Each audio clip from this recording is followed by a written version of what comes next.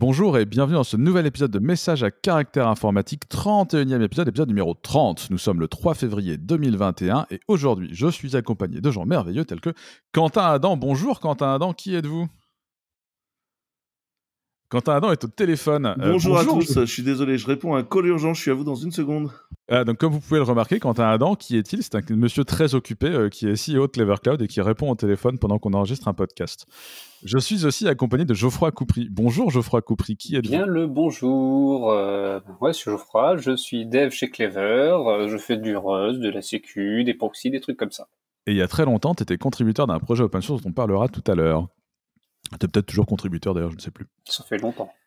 Et je suis aussi accompagné d'un invité exceptionnel. Bonjour Loïc Tosser, qui êtes-vous ? Bonjour, moi je suis le CTO et cofondateur d'une entreprise qui s'appelle Kelvad, basée à Dubaï. Donc nous il fait chaud. Et globalement je fais du sysadmin et je fais des trucs marrants, genre de l'Elixir, et j'essaye de me mettre au Rust, mais ça passe pas. Voilà. ça viendra. Ça viendra. Eh ben, en tout cas, merci à toi de t'être proposé, on est ravis de t'avoir. Et c'est parti, parce qu'on a beaucoup de liens, on est tous très bavards. Alors, on va commencer tout de suite par parler de Databricks qui, hier, c'est-à-dire le 2 février, a annoncé lever, attention, pas 1 million, pas 100 millions, mais 1000 millions. Les mecs ont levé 1 milliard de dollars. Voilà, beaucoup d'argent. Donc, 1 milliard de dollars pour Databricks, en sachant qu'ils visaient 200 millions. Bon, bah là, ils ont fait 1 milliard et en plus, le CEO dans l'article dit on a dû caper à 1 milliard parce qu'il y avait trop de gens qui voulaient mettre du blé chez nous. Est-ce que quelqu'un veut parler de Databricks ? Ou je peux parler de Databricks sinon. On peut Databricks, c'est une boîte. Expliquer rapidement ce qu'ils font. Databricks, c'est une boîte qui a été construite autour de Spark. Et Spark, ça fait que de l'analyse en fait de data. Donc, ils ne sont pas du tout focalisés sur l'idée d'être une database, mais vraiment d'être une plateforme d'analyse de data. Bon, évidemment, ils font 2-3 trucs intéressants autour. Hein. Ils ne font pas que vendre de la licence Spark. Ils ont un produit qui est assez qui est large. Un produit Data Lake. Ils ont un produit de Lakehouse. Et surtout, ils font du déploiement Lakehouse, ouais. Pas de Data Lake. Ils ont un Delta Lake. Et surtout, ils sont spécialisés dans le cloud. Le produit s'appelle Delta Lake. Enfin, un des 4 produits. Et un des gros avantages, c'est qu'ils se hookent sur le cloud de tout le monde, parce que comme Quentin le disait, c'est pas eux qui vont gérer votre data, la copie, la primary de votre data. Ils vont juste fournir, entre guillemets, de l'analytique sur votre data. Du coup, ils peuvent se déployer partout, chez tout le monde, sur tous les clouds. Et ce qui est intéressant, c'est que dans tous les mecs qui ont mis du blé, t'as Google, t'as Microsoft, t'as Amazon, enfin, t'as tous les clouds, quoi. Donc, en fait, le truc s'auto-entretient. Bah écoute, moi je dis bonne nouvelle pour eux, et puis bonne nouvelle pour tout cet écosystème-là qui a factuellement besoin de beaucoup de développeurs pour faire de la connexion et du machin et du truc. Enfin, il y a beaucoup de trucs à faire, donc bonne nouvelle. Voilà. Donc toujours est-il que... Alors c'est une série G, est-ce que le projet va bien ? Oui. Je peux le dire comme ça. Voilà, c'était une série G, ils sont plusieurs. Le mec dit vous n'avez pas peur que l'évaluation soit trop forte à x65 ? Et le mec dit bon, de toute façon, c'est pas comme si notre business case allait disparaître, voire même il va faire que grossir. Donc non, on est plutôt serein d'être là et d'être encore là dans 10-20 ans. Juste un truc, j'ai l'impression qu'ils ont quand même moins d'ARR que nos amis d'Elastic quand même. C'est gratos. Alors je sais pas si c'était pour me fournir une transition magnifique sur le lien. Transition. Mais complètement. Avec quelle surprise. Le mec bleu, ma transition. Ça tire à balles réelles là. Ouais, un peu. Nouvelle licence pour Elastic, on en a parlé, je sais plus si c'est la semaine dernière ou il y a 15 jours. Il y a 15 jours, je crois. Ça avait fait beaucoup de bruit. Les gens avaient dit ah là, vous êtes des méchants, vous n'êtes pas open source, c'est pas bien ce que vous faites. Et ouais, factuellement, les mecs ont jamais dit que c'était open source, au sens toutes les libertés ça a toujours été open source. De la façon de voir l'open source. La façon dont les gens voient l'open source, c'est une discussion que j'ai avec Stéphane Fermier. Si tu veux, je vous filerai le lien après. La définition de l'open source, finalement, est très liée et commune à free software, pas forcément libre, mais assez proche de ça, à ne pas confondre, et c'est un anglicisme qu'on a tendance à faire assez facilement en tant que français, avec source available, qui est vraiment, vous avez tous accès aux sources et vous pouvez regarder, mais vous pouvez faire ce que vous voulez avec. Donc là, ils avaient dit il y a 15 jours, on va faire une nouvelle licence pour expliquer en fait un peu mieux le fond de notre pensée et faire un peu moins peur aux gens. Donc on se retrouve avec une Elastic License V2 en parallèle de la SSPL. Ils gardent la SSPL parce qu'ils t'expliquent que la SSPL c'est Mongo, Cockroach et d'autres gens. Finalement, les boîtes américaines, pour qui le droit est hyper important, ont l'habitude de bosser avec cette licence-là et sont bien contents, entre guillemets, que d'autres gens fournissent la même licence parce que du coup, c'est moins galère et ils ont moins à causer avec leurs avocats. Et vous savez que la plupart des boîtes US ont quasiment plus d'avocats que de devs. C'est une petite particularité de ce pays. J'exagère à peine. Pardon. Voilà. Et donc là, ils annoncent une nouvelle licence, la Elastic License. Et 3 points sur cette licence. Vous pouvez faire ce que vous voulez, sauf fournir ces produits dans une offre de service managé. Il y a un sans point en open source le code, l'autre point... tu as le droit de fournir un service de produit managé. Alors si tu là, ils disent pas. Là, ils disent pas. Alors, du coup, tu tombes plus sur l'Elastic License V2, quoi. Circumvents the license key functionality to remove or obscure features protected by license keys. Et ce point-là, il est assez chelou de mon point de vue, parce que ça peut vouloir dire beaucoup de choses. Et ensuite, il y a remove ou obscure any licensing copyright user notice. Donc, t'as pas le droit de changer la licence, en gros. Donc, t'as pas le droit de faire du managed services, t'as pas le droit de changer la licence. Et le deuxième point, pour moi, est une attaque directe à AWS, et c'était l'objectif, tu vois, c'est circumvent the license key functionality. Donc, en gros, essayer avec c'était un produit open core, de prendre ces features un peu auxquelles les gens ont accès, ils ont accès au code source, et de les mettre dans ton produit, mais différemment, cachés. Et donc, ils disent, vous n'avez pas le droit de faire ça. Donc, en gros, ils disent AWS Elastic, c'est de la merde, vous n'avez pas le droit de faire ça. C'est louche parce que si c'est des trucs déjà protégés par des clés de licence, pourquoi ils ont besoin de cette mention-là en plus, en fait? C'est ça qui est compliqué. Et en gros, ils disent arrêtez de marcher sur nos plates-bandes, vous faites chier. Et tu n'as pas le droit d'utiliser le nom d'Elastic et d'Elasticsearch n'importe comment parce que c'est dans le copyright. Et je rappelle que Elastic a été abusé par Amazon dans le cas précis d'Amazon Web Services et probablement de d'autres acteurs plus mineurs. Un point qui me paraît important, c'est l'Elastic License. Elle a été créée en partenariat avec quelqu'un qui s'appelle c'est une avocate qui s'appelle Heather Meeker. Et en fait, elle fait partie des gens... Qui a bossé avec l'OSI, qui a bossé avec... Ouais, c'est ça. Et en fait, ce qui est très intéressant, c'est que elle bosse aussi avec les gens de Polyform Project, de Faircode, les gens de Confluent. Enfin, en clair, en ce moment, ce que traduisent ces différents blog posts des différentes boîtes, parce que à une époque, c'est Redis qui a posté, à une époque, c'est Confluent, à une époque, c'est Mongo. Ce que ça traduit, c'est qu'il y a un groupe de gens, à la fois développeurs, businessmen et avocats, qui sont en train de réfléchir à comment aujourd'hui on se protège des clouds GAFAM.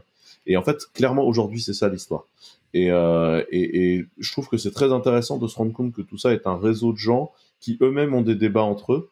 Et pour moi, ça a de la valeur ce qui est en train de se produire. Bref, ils continuent à essayer d'outiller leurs problèmes de licence, quoi. Tu parles beaucoup des GAFAM, mais en Asie, il y a le même problème, en fait. Il y a certains gros acteurs asiatiques qui font la même chose, qui pillent les licences open source. Et généralement, ils génèrent vraiment beaucoup de revenus aussi, comparé à AWS. Enfin, Alibaba, ils sont très très puissants, et ils fournissent ce genre de service. Ils ont un peu arrêté, mais ça piquait, quoi. C'était un chouïa violence qui balançait. On peut parler des Batix. Niveau pillage, des Batix. Donc, rappelle-moi, le B, c'est... Baidu, Tencent, Alibaba, et Tencent. Et Xiaomi. Ouais. Désolé pour les amis chinois, on prononce très très mal, mais... Xiaomi, je sais pas. Voilà. Incendiez-nous en commentaire pour nous dire comment on a mal présenté. Insultez-nous, oui. Bon, voilà. Et juste pour les utilisateurs Clever qui écoutent le podcast, toujours aucun changement, bien sûr, pour nos utilisateurs, vu que nous sommes en contrat avec Elastic et que nous continuons à avoir la même approche vis-à-vis des publishers, à savoir travailler en partenariat avec eux. C'est ce qu'on leur propose depuis le début. Et il y en a certains avec lesquels on arrive à travailler et d'autres qui ont une attitude moins ouverte. Mais je pense que nous aurons bientôt des news à partager là-dessus. On passe à la suite ou pas ? Absolument. On passe à la suite, on passe à c'est la nouvelle qui a fait plaisir à Quentin et qu'on a poussé forceps à l'arrache pour vous en parler, parce qu'elle est toute récente. Google Cloud vient d'annoncer une perte sèche de pas 1, pas 2, pas 3, pas 4, 5,6 milliards de dollars en 2020. Alors, ce qui est chaud, surprise. C'est une mesquine de ta part, Geoffroy Coupry. Ce qui est chaud quand tu as un cloud, c'est de perdre de la thune l'année où tout le monde s'est mis au numérique, l'année où tout le monde a été dans le cloud. C'est un peu une grosse fessée quand même. Je veux dire, tous les autres clouds, a priori, et c'est le cas de Clever Cloud aussi, ont une augmentation de revenus parce que la plupart des boîtes se sont numérisées et factuellement, si tu dois tout faire en virtuel, ça augmente les factures de la plupart de nos clients ou ça nous apporte de nouveaux clients. Et Google, non, ils ont perdu de la thune. Alors, ça a peut-être augmenté leur chiffre d'affaires, ça n'a pas réglé leur problème de pognon. Amazon avait quand même sorti, je crois, 3 milliards de bénéfices sur le troisième quarter de 2020. C'est-à-dire qu'en gros, en 2 quarters, Amazon contre plus que Google perd sur l'année. Ouais, c'est chaud. Et puis derrière, tu as Azure qui a explosé toutes les prédictions, ils ont cartonné. Oui, mais ils font toujours pas de bénéfice. Et t'as Google qui est là, genre, ah là là. Ils font toujours pas de bénéfice.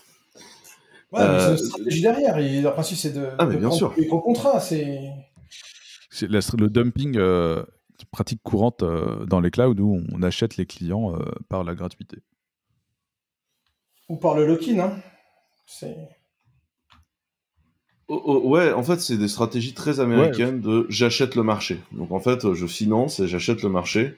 Je trouve que c'est très intéressant de se rendre compte que, je rappelle la news que Google avait dit en interne, si en 2023, on fait pas beaucoup de pognon, on ira buter le projet. Et la question, c'est est-ce que Google bute des produits? Enfin, je pense que tu vois, c'est une vraie question. Moi, ce que je vois, c'est qu'aujourd'hui, des clouds rentables, il y en a pas beaucoup sur la planète. La plupart vendent à perte, en fait. Et donc Google vend à perte, Microsoft ils sont barely rentables et encore une fois, enfin Microsoft c'est des gens ils sont capables de planifier, d'acheter le marché pour le long terme. Hein. C'est ce qui s'est passé sur la Xbox. On va vendre la Xbox pendant une génération et demie à perte, tant et si bien qu'on aura tellement foutu le marché à genoux que on aura buté nos concurrents, donc les Sega et compagnie, et les gens seront bien obligés d'acheter des Xbox. Parce qu'en fait il y aura que ça. Donc ils auront pas tellement le choix en fait. Et donc je pense qu'il y a ils ont essayé avec le Zune, mais ça n'a pas marché. Ils ont essayé avec le Zune, mais ça n'a pas marché. Qui se rappelle du Zune?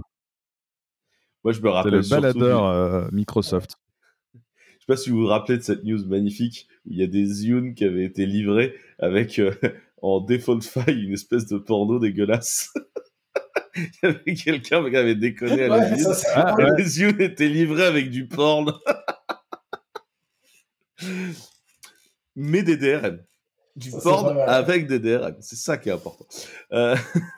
Non, mais en fait, je pense que quand tu fais des use cases de test, il faut prendre les fichiers que tu as envie d'utiliser. Enfin, au-delà de ça, moi je trouve que ce que ça prouve, c'est qu'aujourd'hui, des clouds qui ont une approche du marché où on est rentable, enfin nous, on n'a pas d'investisseurs chez Clever et on n'a pas un autre produit qui paye nos pertes. Enfin, tu vois, chez Google, très concrètement, c'est la pub qui paye les pertes de Google Cloud. Je pense qu'il n'y en a pas beaucoup dans le monde, des pure players réellement rentables. Et je pense que ça pose une vraie question dans une économie de se dire, attends, est-ce que, ces gens-là qui sont pas rentables, du coup, qu'est-ce qui va se passer quand ils vont devenir rentables? Il va se passer ce qui se passe à chaque fois qu'on fait des Deliveroo. Ils vont monter les prix, quoi. Tu vois, une fois qu'ils vous auront monté, ils vont monter les prix. Les suivre. Hein. Ou quand le board aura changé de camp. Les investisseurs vont plus les suivre. Les investisseurs, tu as un côté Ponzi scheme et self-fulfilling prophecy où tu vois, les gens sont amenés à continuer à mettre du blé parce que tu comprends, il faut que ça marche, il y a trop d'enjeux, il y a trop de gens qui ont déjà mis des billets là-dedans. Ouais, mais ça, c'est ce qui est vrai. J'y crois pas vraiment, quoi. Et c'est encore moins vrai, en fait. Je suis d'accord avec toi, Loïc, c'est encore moins vrai dans une grosse boîte. C'est-à-dire que ce que tu dis, Laurent, est vrai pour des boîtes qui sont encore en private capital. Mais une boîte comme Google, c'est une boîte qui est publique, avec un board qui est élu par les investisseurs, et donc qui aura des réactions de plus en plus conservatrices par essence. Et donc, ce qu'il faut voir, c'est que dans une boîte comme Google, ce qui est important, c'est la politique interne des, je sais plus, ils sont 300 VP maintenant dans la boutique. Et donc, la question, c'est est-ce que Thomas Kurian va réussir à tenir la boutique face aux autres, et quelle est la guerre de VP en interne de la boutique? Je pense pas que du jour au lendemain, si on annonce que Gmail c'est terminé et qu'il n'y a plus de pognon, il n'y aura pas de bail-out de Gmail. Tu vois, genre, du jour au lendemain, tu débranches Gmail, qu'est-ce qui se passe? Mais Gmail, c'est rentable. Il y a la moitié des gens qui ont plus d'adresse mail. Non, mais Gmail c'est rentable. Enfin, oui, je veux dire. Oui, là, ils s'en seraient pas au premier service rentable qui canne aussi. Hein. Ouais. C'est vrai. Peut-être pas assez Mais de pognon Gmail, pour ce qu'il veut. Gmail vit. Google Reader. Oui, mais Gmail vit sur le truc qui rapporte 95% de la thune de Google, qui est la pub. En sur la fait, pub. c'est l'histoire Mais c'est d'une ce que boîte je disais. qui est Donc, monoproduit, Google. Et qu'à chaque fois qu'ils essayent de spin-offer un produit, ah bah le machin fait rien, ah bah du coup on kill.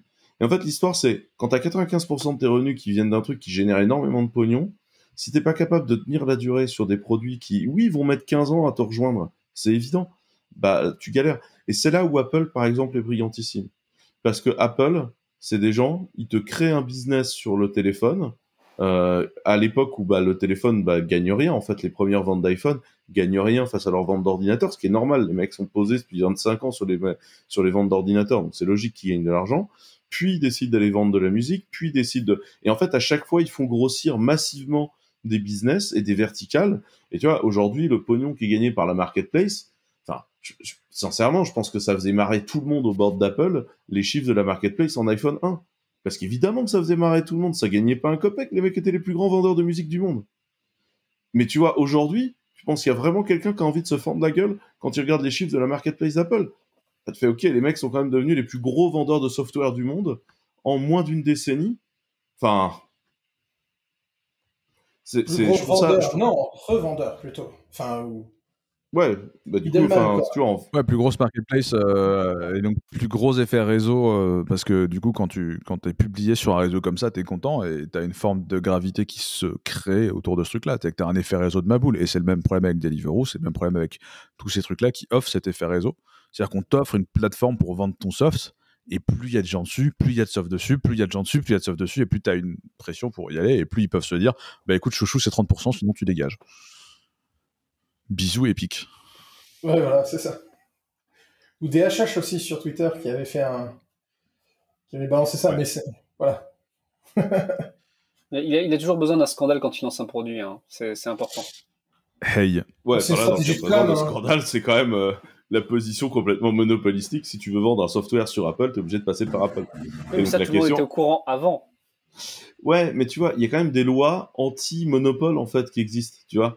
Et en fait, si tu veux, toute la vision, c'est Apple te dit oui, mais nous, on n'est pas monopolistique sur la vente de logiciels sur smartphone. Et tu fais oui, mais la vente de logiciels sur smartphone iOS, c'est quand même vachement tout seul, quand même. Enfin, oui, mais c'est pas le marché. Et t'es là, t'es sur un... Ok, on va peut-être reprendre l'interprétation du marché. Enfin, tu vois, pour moi, c'est compliqué comme histoire. Et puis, il y a de plus en plus de contraintes sur Apple aussi. Maintenant, si tu as du Facebook login, Google login, il faut absolument que tu mettes un Apple login. Enfin, c'est quand même un peu une manière, je trouve, assez... Enfin, Windows s'est quand même fait... Enfin, Microsoft s'est fait condamner pour moins que ça pour Internet Explorer à l'époque pour l'Europe, quoi. Donc, ouais, est-ce que c'était moins que ça? Bah, sérieusement, pousser comme ça une solution maison que... globalement, et même pas si top que ça, je trouve c'est un peu limite comme ouais, enfin, c'est des bullies, quoi, tu vois, ouais, c'est ça. Ouais. On peut le faire, donc on vous l'impose. Et à la limite, ça, c'est un truc technique. Ils ont imposé des trucs moins techniques qui tenaient plus de la ligne éditoriale que du technique. Genre, oh là là, vos dessins pour adultes, là, ou alors vos dessins d'anarcho...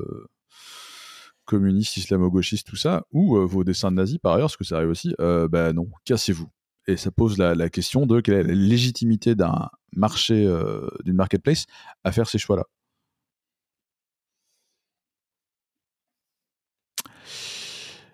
Anyway, voilà. Donc parler de Google perd de l'argent. Google perd de l'argent. Google qui perd de l'argent et donc qui du coup bute des produits. Non, c'est pour ceux qui voudraient faire des migrations sur GCP. On ne pourra pas dire qu'on vous a pas mis le warning, quoi.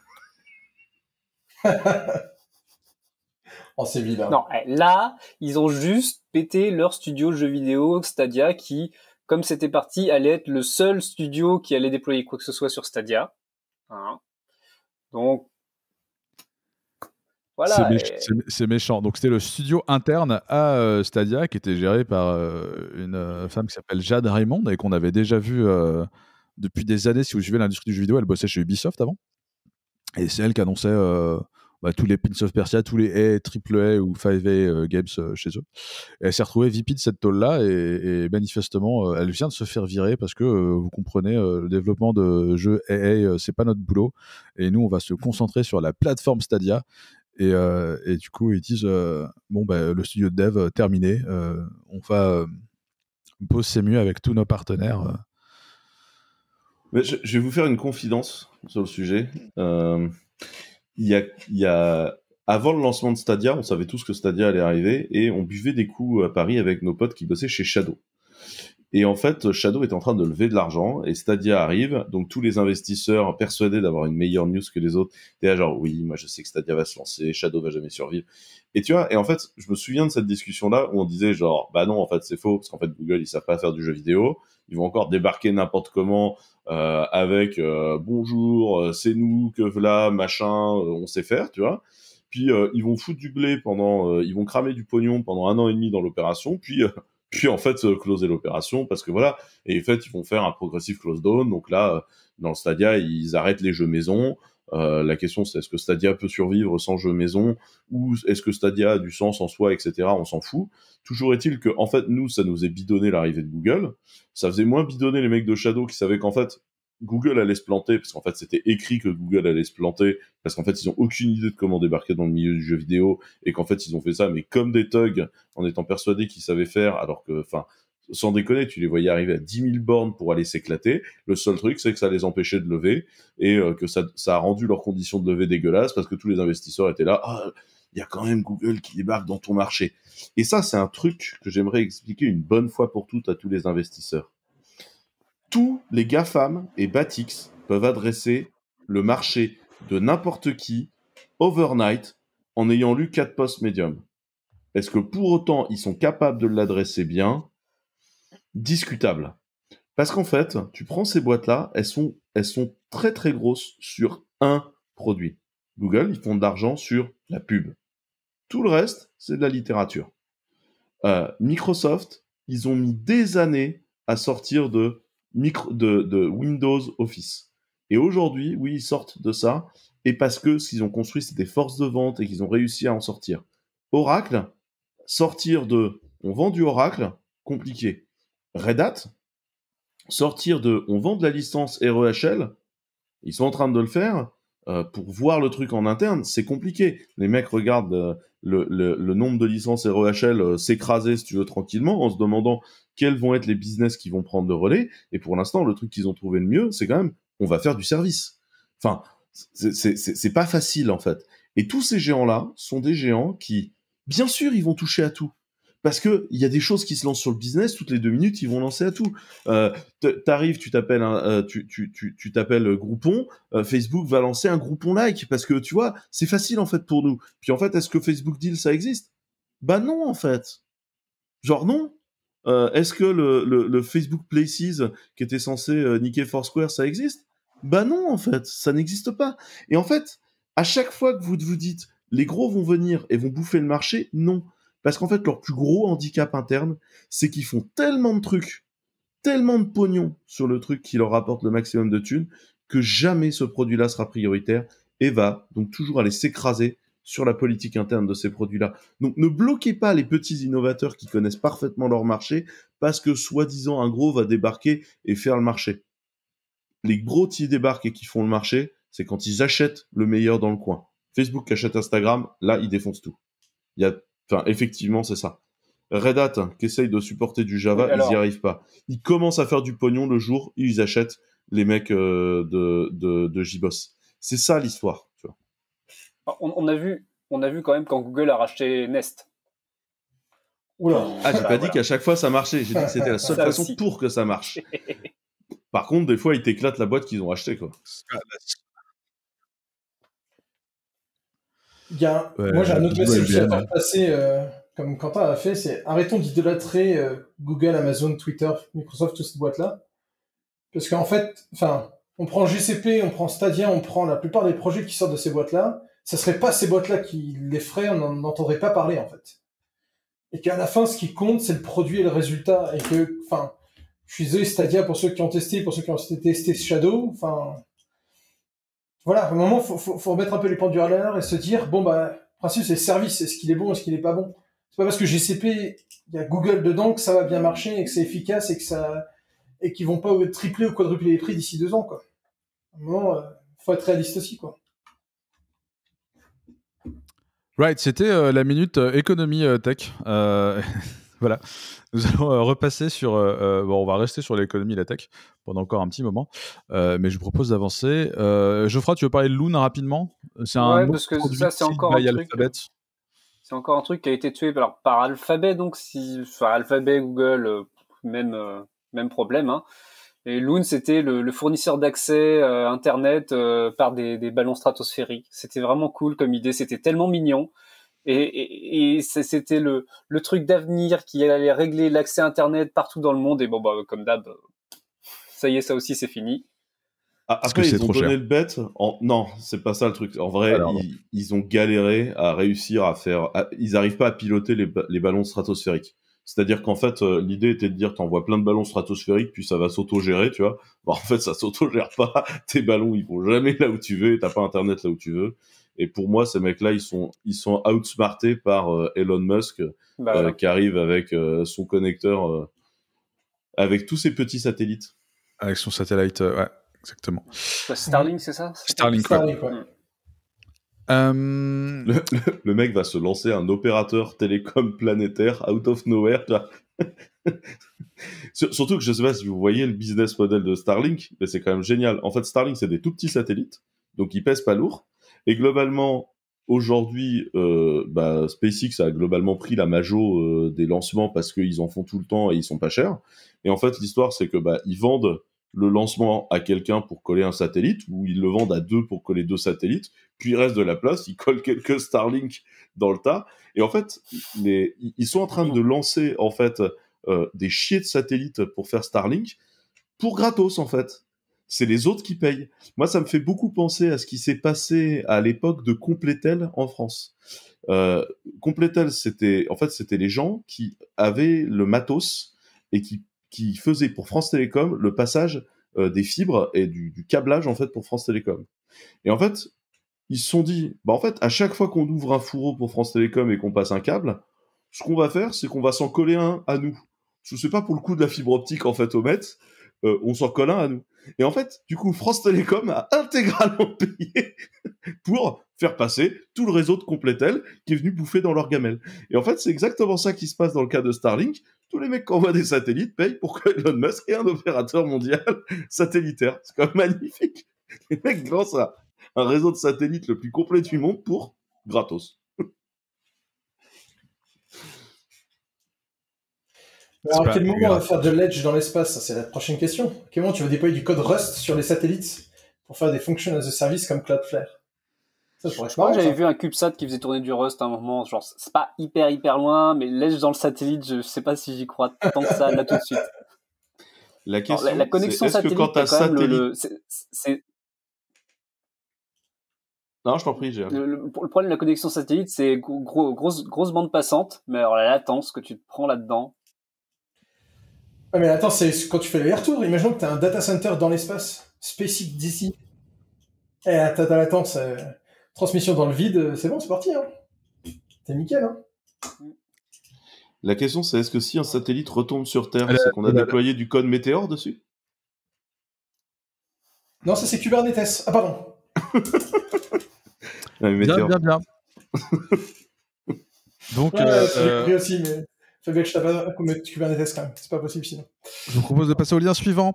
On reste dans le monde de Google qui prend des décisions et dans le monde des marketplaces dont on a parlé tout à l'heure. Là, c'est pas l'Apple Store, c'est le Play Store. Et Loïc nous a mis un lien où Elements, qui est donc le nouveau nom commercial de Riot, messagerie instantanée basée sur le protocole Matrix, dont on a parlé plusieurs fois déjà dans plusieurs podcasts. Et ben Element, du jour au lendemain, ils se sont fait têche du Play Store. Bah, c'est ça, en fait. En gros, un jour, pouf, plus d'app sur le Play Store, personne pour répondre. Sans préavis. Voilà, sans préavis, sans rien. Et les mônes qui sont comme ça, bon, on sait pas. Non, bah voilà, on est dehors. Alors, ils ont quand même une version sur F-Droid qui est un store, un store. Une marketplace alternative. Marketplace alternative, voilà, c'est ça. Mais enfin, c'est quand même assez flippant de se dire que parce que tu t'es connecté sur un réseau qui avait, alors, à la fin, il y a un VP de Google qui les a appelés, qui leur dit c'est parce qu'il y avait du contenu haineux. Très bien, ok, mais enfin, le contenu haineux, il n'est pas sur l'app, il est sur le réseau décentralisé, ou plus ou moins décentralisé, qui s'appelle Matrix, enfin, réseau fédération. Donc à la fin, tu as un client qui se fait toper parce que sur le réseau, il y a des trucs. Donc, à quel moment on va se faire ban des apps IRC, pour ceux qui utilisent encore IRC, voilà. Ou à quel moment il y a des trucs comme ça. Enfin, c'est un monopole et c'est un gros problème, c'est que ça coupe les outils de communication sans aucune raison et sans même. Enfin, c'est quand même des bourrins Google, quoi. Enfin, tu coupes pas une app comme ça sans vérifier qui sont ces mecs et qu'est-ce qu'ils font, quoi. Et voilà. Bon, finalement, ils ont réinstauré, tout est bon, mais ça pose des questions sur, encore une fois, la question de les Play Store, les Apple Store. Est-ce que c'est pas un gros problème pour notre Et puis une question de culture aussi. Hein. C'est la question de culture de comment est-ce que tu traites et tu gères tes clients. Là où Google, c'est une culture de SaaS et où tout est automatisé. Et effectivement, tu ne te poses pas la question, tu n'as pas d'account manager ou tu n'as pas la culture d'avoir un account manager chez Google pour contacter le client et lui dire alors on a un problème. Là, c'est juste voilà, on coupe parce que c'est comme ça, quoi. Et ils n'ont pas cette culture d'aller voir les gens, qui est une culture que par ailleurs Azure a et qu'Amazon est en train de se construire et qui pour moi explique bien pourquoi Google est à la bourre sur le cloud. Ouais, c'est toujours le même débat, les mêmes choses qui reviennent, la responsabilité de l'hébergeur, etc., etc. La responsabilité dans les réseaux décentralisés. S'il n'y a pas de centre, il n'y a pas de responsable. Bah, c'est un peu ça, mais enfin, le plus gros problème, c'est surtout ça, c'est que tu te fais virer du store sans raison, et c'est ça, pour moi, le point. Enfin, on a déjà vu Amazon killer des boîtes juste parce qu'ils les aimaient pas ou parce qu'ils allaient faire une contrefaçon ou parce qu'ils allaient les copier. Enfin, à quel moment Google va se dire bon, on n'a plus de thunes pour faire des trucs marrants, on va killer des apps qui font genre Discord et puis voilà, c'est notre service. C'est le problème des positions monopolistiques comme ça, c'est-à-dire qu'ils ont accès au marché et c'est eux qui décident. Mais comme Amazon, comme tu le disais, il y a un produit qui marche bien, ils font une copie et puis ils virent la boîte qui faisait ce produit-là de leur marketplace. Et rien n'empêche Apple ou Google de faire ça sur leur store aussi. Ou plus fourbement encore, Apple avait son programme de dev où ils aidaient les startups à développer leurs produits. Et je sais pas si j'en avais déjà parlé sur le podcast, je sais pas si vous vous rappelez de Sherlock, mais c'est devenu un verbe, se faire Sherlocker par Apple. Sherlock était une startup qui avait développé son produit en parallèle avec les équipes d'Apple, et Apple a dit bon bah en fait à la keynote ils ont annoncé littéralement le même produit que Sherlock, mais intégré dans l'iPhone, donc même pas besoin d'aller sur la marketplace, ce truc était déjà là, quoi. Abus de position monopole ou intelligence business, je vous laisse décider de l'un ou de l'autre, selon vos sensibilités. On parle encore un tout petit peu d'actu et business et tech. Nous avons appris hier que Jeff Bezos, qui était donc le CEO d'Amazon.com, qui on le rappelle est une qui va quitter. Il l'a pas encore qui, on le rappelle, est une boîte qui, à la base, vendait des livres. Donc, Amazon.com, c'est une boîte qui faisait des bouquins, à la base, hein, c'est-à-dire en 98 ou 19, quand il a lancé sa librairie en ligne, et qui annonce qu'il va quitter le poste de CEO et être remplacé par Andy Jassy, qui est le patron actuellement d'Amazon Web Services. Donc, le patron d'Amazon.com, le futur patron d'Amazon.com, ce sera le patron actuel d'Amazon Web Services. Donc le patron de la librairie en ligne qui est devenu une énorme marketplace bien huilée, et ben ça va être le mec qui fait la partie cloud, message. Et Jeff rejoint le board en tant qu'executive chairman, tout ça. Ouais, il a dit qu'il allait s'intéresser de près à ces fonds, ces différents fonds, à certains projets internes d'Amazon qui lui paraissent être importants, enfin un peu les other bets de Google, et il allait également se focuser sur Blue Origin, sa compagnie spatiale. Concrètement, le mec a 57 ans et il se dit qu'il n'a pas envie nécessairement d'être un easy edge tout le temps, quoi.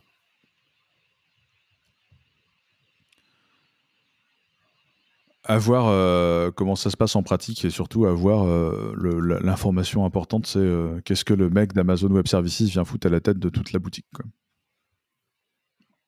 Du pognon.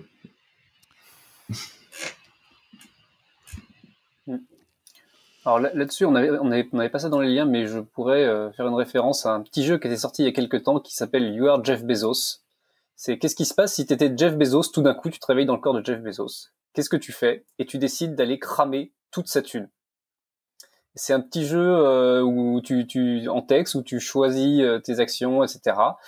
Et t'essaies de juste tout cramer. Et on mettra le lien aussi, c'est très très drôle. Ah, parce qu'il y a en fait, si tu prends des hypothèses réelles, bah tu mets du temps à cramer tout ce pognon. Tu mets énormément de temps à cramer tout ce pognon. Voire même à la fin, t'as pas d'idée, il te reste du blé, quoi. On passe à une news un peu rigolote. On en a parlé il y a, j'ai plus 2 ou 3 épisodes. Flash, le runtime pour faire tourner du code ActionScript, qui a fait les beaux jours du web au début des années 2000. Enfin, les beaux jours, ça dépend de quel point de vue on se place. Si vous êtes chercheur en sécurité, vous ne serez pas de cet avis-là. Flash a été est end of life, donc il est officiellement plus supporté par Adobe. Et on s'était dit tous que c'est pas grave, de toute façon, ça fait des années que les gens font plus de Flash. China disagree. Geoffroy compris. Oui, bah apparemment les réseaux de rails là-bas pour organiser les calendriers, quel train va où, etc. Bah ils avaient des apps en Flash. Ou ça c'est peut-être du Adobe Air ou un truc comme ça. Enfin genre en gros il y avait du gros Flash partout. Ça a été la galère, donc ils ont dû se dépêcher dans leur service IT d'aller installer des versions piratées de Flash partout pour qu'ils puissent fonctionner. On continue à faire tourner les trains du pays, quoi. Mais il y a pire en fait. Il y a eu une autre news, c'était le service des impôts d'Afrique du Sud. Bah si tu voulais aller déclarer tes impôts, t'allais sur leur site, c'était en Flash. Et donc là en urgence, ils ont mis sur leur site à distribuer un navigateur custom qui contient Flash et qui peut juste aller sur leur URL à eux pour dire voilà, si tu veux déclarer tes impôts, tu utilises cette cochonnerie là et voilà. Je trouve ça magnifique. En fait, on peut pas supprimer du code, on peut pas supprimer un truc pareil. Ça finira toujours par être utilisé encore et encore et encore dans un coin. Hein. C'est XP, on s'en débarrassera pas. DOS, on s'en débarrassera pas. Ça tourne toujours quelque part, quoi.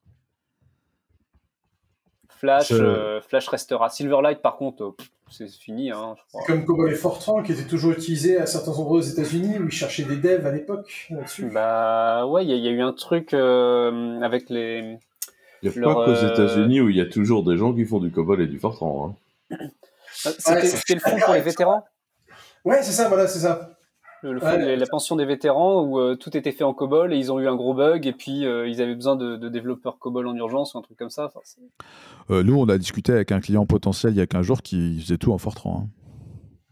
C'était de la recherche, c'était de l'AI et de la data science et les modèles, les modèles tournaient une partie des modèles, je ne sais pas s'il y avait tout en Fortran, mais en tout cas, il y avait du Fortran dans le code. Et c'est un code qui a été écrit, genre... alors, c'est issu de la recherche, et c'est un truc qui tourne en ce moment, quoi. Genre, c'est récent, c'est moderne. Est-ce qu'on héberge du Fortran, nous? Je sais pas, moi j'ai fait un POC COBOL dans un Docker exposé avec un serveur PHP, si tu veux.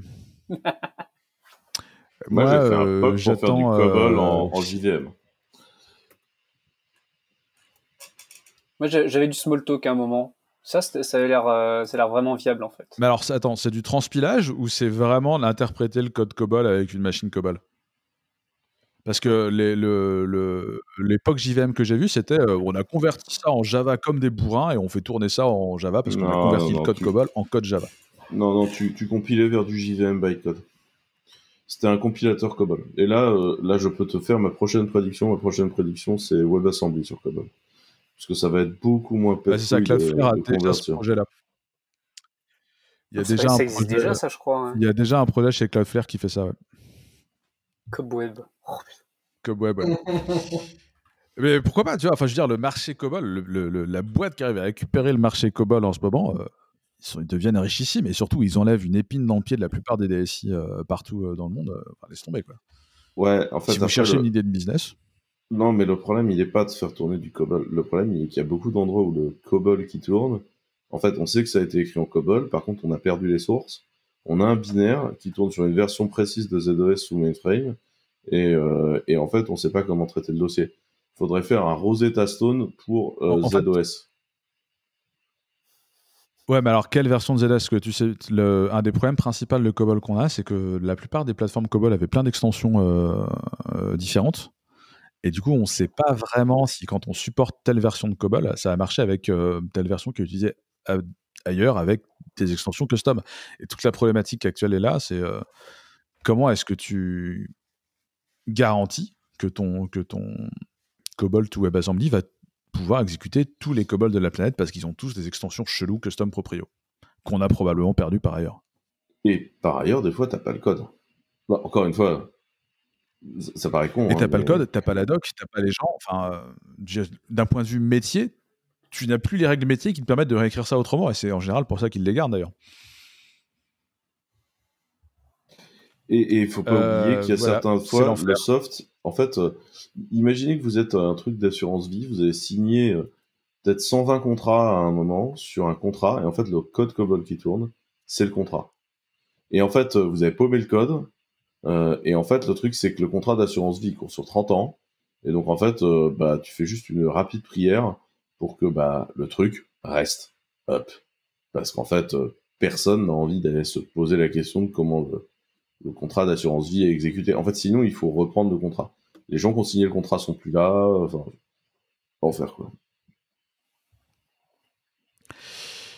Alors, la vraie question, c'est pourra-t-on un jour faire tourner du code COBOL dans une fonction Excel ? Geoffroy Coufry. Sans transition. Oui, et ben donc Excel était déjà une plateforme qui était Turing complete, et ben maintenant elle est encore plus, on peut faire des fonctions. Donc ça devient une plateforme plus générale pour faire du code. Ils ont dit voilà, on peut déjà faire à peu près tout ce qu'on veut dans Excel. Là maintenant on peut définir des fonctions custom qu'on peut appeler comme toutes les fonctions déjà fournies par Excel. Moi je trouve ça cool parce que ça veut dire que des boîtes pourront en interne définir ça c'est la fonction qui fait tel bout de code tel calcul dont on a besoin pour je sais pas notre compta ou autre. Ça rend le truc encore plus sympa à utiliser. Moi, ça m'angoisse parce que tu as plein d'applications métiers, entre guillemets, qui sont globalement des feuilles Excel ultra customisées, qui se baladent dans des versions cheloues, dans les boîtes mail des gens, tu vois. Et ça va pas arranger les choses, du tout. Alors, moi, ça me stresse pas du tout, parce que moi, je vois des gens se palucher avec leurs histoires de no-code, etc. Ça fait des dizaines d'années que des boîtes entières sont gérées, ont du logiciel à base d'Excel, d'Access, etc., ou des gens qui ne sont pas des développeurs écrivent factuellement du code, en fait, et gèrent du logiciel sans qu'on ait besoin d'un développeur qui vient mettre ses grosses pattes dedans. Et je trouve ça génial, en fait. Mais toutes ces boîtes adorent ça, c'est ce qui fait le succès d'Airtable, c'est ce qui fait le succès de Notion et toutes ces boîtes-là. Et c'est ce qui fait le succès d'Excel. Le code que tu as depuis 15 ans, 20 ans. Bon, Airtable, on peut en discuter, mais c'est ça le sujet. Mais toi, en tant que chercheur en sécurité, Geoffroy, ça t'hérisse pas le poil, des trucs comme ça? Non, parce qu'en résigné. Non, parce que ça passe pas par le même système que les macros. Le problème principal qu'on a sur les feuilles Excel et autres qui arrivent, c'est active les macros. Et puis là, paf, t'as un gros bout de VB qui s'exécute et qui fait de la merde sur ta machine. Là, c'est des fonctions dans Excel. C'est sandboxé comme le reste. Ouais, c'est bien. Hein. Moi, j'aime bien. C'est assez propre et ça va même permettre de documenter des feuilles qui n'étaient pas documentées avant. En fait, si tu veux, il y avait des choses avant pour effectuer la formule que tu voulais faire. Il fallait que tu passes par 14 cellules et compagnie et c'était un peu compliqué. Alors que là, ça va documenter des formules de façon propre, en fait. c'est vachement mieux. Si tu réfléchis bien, c'est vachement mieux. Nous, quand on faisait encore d'Apresta avec Géal, on a déjà expliqué à des clients, votre process, là, comme ça, quand on en parle, on comprend pas, mais en fait, de ce qu'on comprend, vous avez une feuille Excel. Envoyez-nous votre feuille Excel, on va juste réimplémenter le calcul de votre feuille Excel dans notre logiciel, et ça ira très bien. Au passage, on en a débugué certains, confère les fameuses vaches euros, n'est-ce pas, Geoffroy Coupry. C'est-à-dire qu'après avoir extrait toutes les formules, tous les calculs, je leur envoie le truc par mail. Je dis vous validez bien. Là j'ai un problème, les unités sont pas bonnes parce qu'on arrive à des vaches fois euros à la fin. Vous êtes sûr qu'il n'y a pas un problème? Puis bon, ils disent si tout va bien, et 6 mois plus tard, oui vous avez mal fait le calcul. Bah écoutez, vous l'avez validé votre calcul. Voilà. Mais donc on calculait des vaches euros. Et en fait, factuellement, la lecture de feuilles Excel était plus compliquée. Moi, je trouve que l'idée lambda, là, elle est assez propre. C'est pas des macros, c'est comment remplacer des macros et permettre de faire une sorte de librairie de fonctions propres à la boîte dans Excel, lisible par du non-développeur. Franchement, moi, je trouve que ça montre bien le niveau de résignation des gens. C'est-à-dire qu'à partir du moment où tu offres cette possibilité-là, tu es résigné sur le fait que les applications métiers, en fait, c'est trop cher et qu'on va laisser les gens gérer ça dans Excel. Et moi, ça me rend triste. Moi aussi, c'est génial parce que ça fait ça de moins à faire par des développeurs. Voilà. Ouais, le problème, c'est que généralement, en tant que développeur, tu récupères ça au moment où c'est trop tard, quoi. C'est-à-dire qu'ils vont faire tourner leur feuille Excel pendant des années, puis un jour, on a atteint les limites, machin. Maintenant, notre feuille Excel, on rentre une valeur ici, on a besoin de 25 minutes pour avoir le résultat. Puis ils disent, fixe.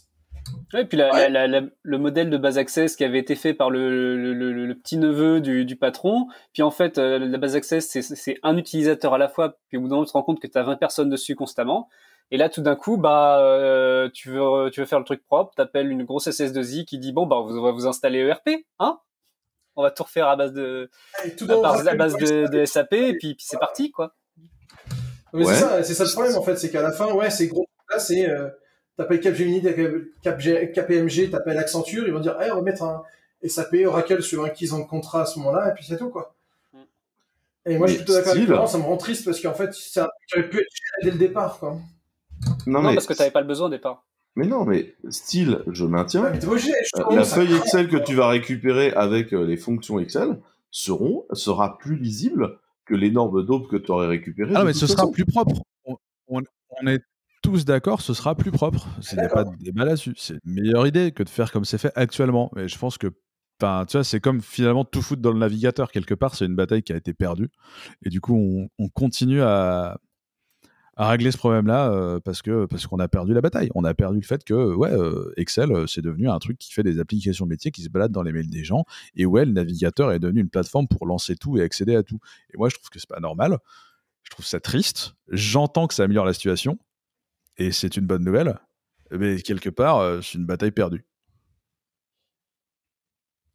Moi j'aime bien, mais j'ai un petit côté, j'aime bien regarder les trash fire. Ouais, tu as un petit côté, ouais. Anyway, on passe au lien suivant sans aucune transition, parce que là, franchement, c'est compliqué. Joyeux anniversaire, Geoffroy Coupry et Vidéolan. Ouais, c'est cool de voir un projet qui dure aussi longtemps. Donc, Vidéolan, l'organisation Vidéolan et le projet VLC Media Player qui a 20 ans. Et Vidéolan, ça a commencé... et il est toujours en chantier. Oui, ça a commencé chez Central Paris, où des étudiants ont fait un petit logiciel de streaming... et trouvaient ça cool, et puis à un moment ils ont négocié avec la direction de l'école pour le mettre open source. Alors ça commençait tout juste arrivé vraiment en France l'open source, la GPL, tout ça. Ils ont fait ça et ça a explosé, ça a été un projet énorme. Moi j'avais rejoint le projet en 2008 par un Google Summer of Code. D'ailleurs j'apparais sur une des photos qu'ils mettent dans le thread. Putain, on était jeunes, c'est terrible. Si vous voulez voir des photos de Geoffroy Coupry jeune, il y en a. Vous pouvez aller cliquer sur le thread. Et vous remarquerez d'ailleurs qu'il n'a pas tant bougé que ça en vrai. J'étais plutôt épargné par les années. J'ai toujours pas de barbe. C'est un jour quand je serai adulte. Mais bon, et donc ouais, bah VLC, ça a continué. C'est un projet, c'est sur toutes les plateformes, ça gère tous les codecs. Ce que je trouve génial, c'est que c'est resté sur cet aspect de j'ai un fichier vidéo quelconque, je prends, je drag and drop dans VLC, ça va marcher. Ça marche. Et c'est big tout. up à Jean-Baptiste Kempf qui a tenu sur toutes les tentatives de monétisation pétées d'autres boîtes, les gens qui ont essayé de fourguer des VLC avec des spyware dedans. Enfin, grâce à Monsieur Kempf, Videolan a tenu en tant que projet communautaire open source pour de vrai. Non, franchement, respect quoi. Il a été fait chevalier. Pour avoir vu de l'intérieur, c'est qu'il n'y a pas que les histoires de monétisation. Il est à l'origine de l'association Videolan.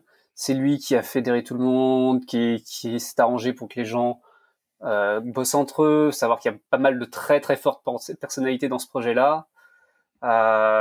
Aussi des intérêts qui sont différents selon que ça bosse dans différentes boîtes. C'est lui qui a monté la boîte Videolabs qui fait de la presta autour de VLC et paie du développement d'un certain nombre de features.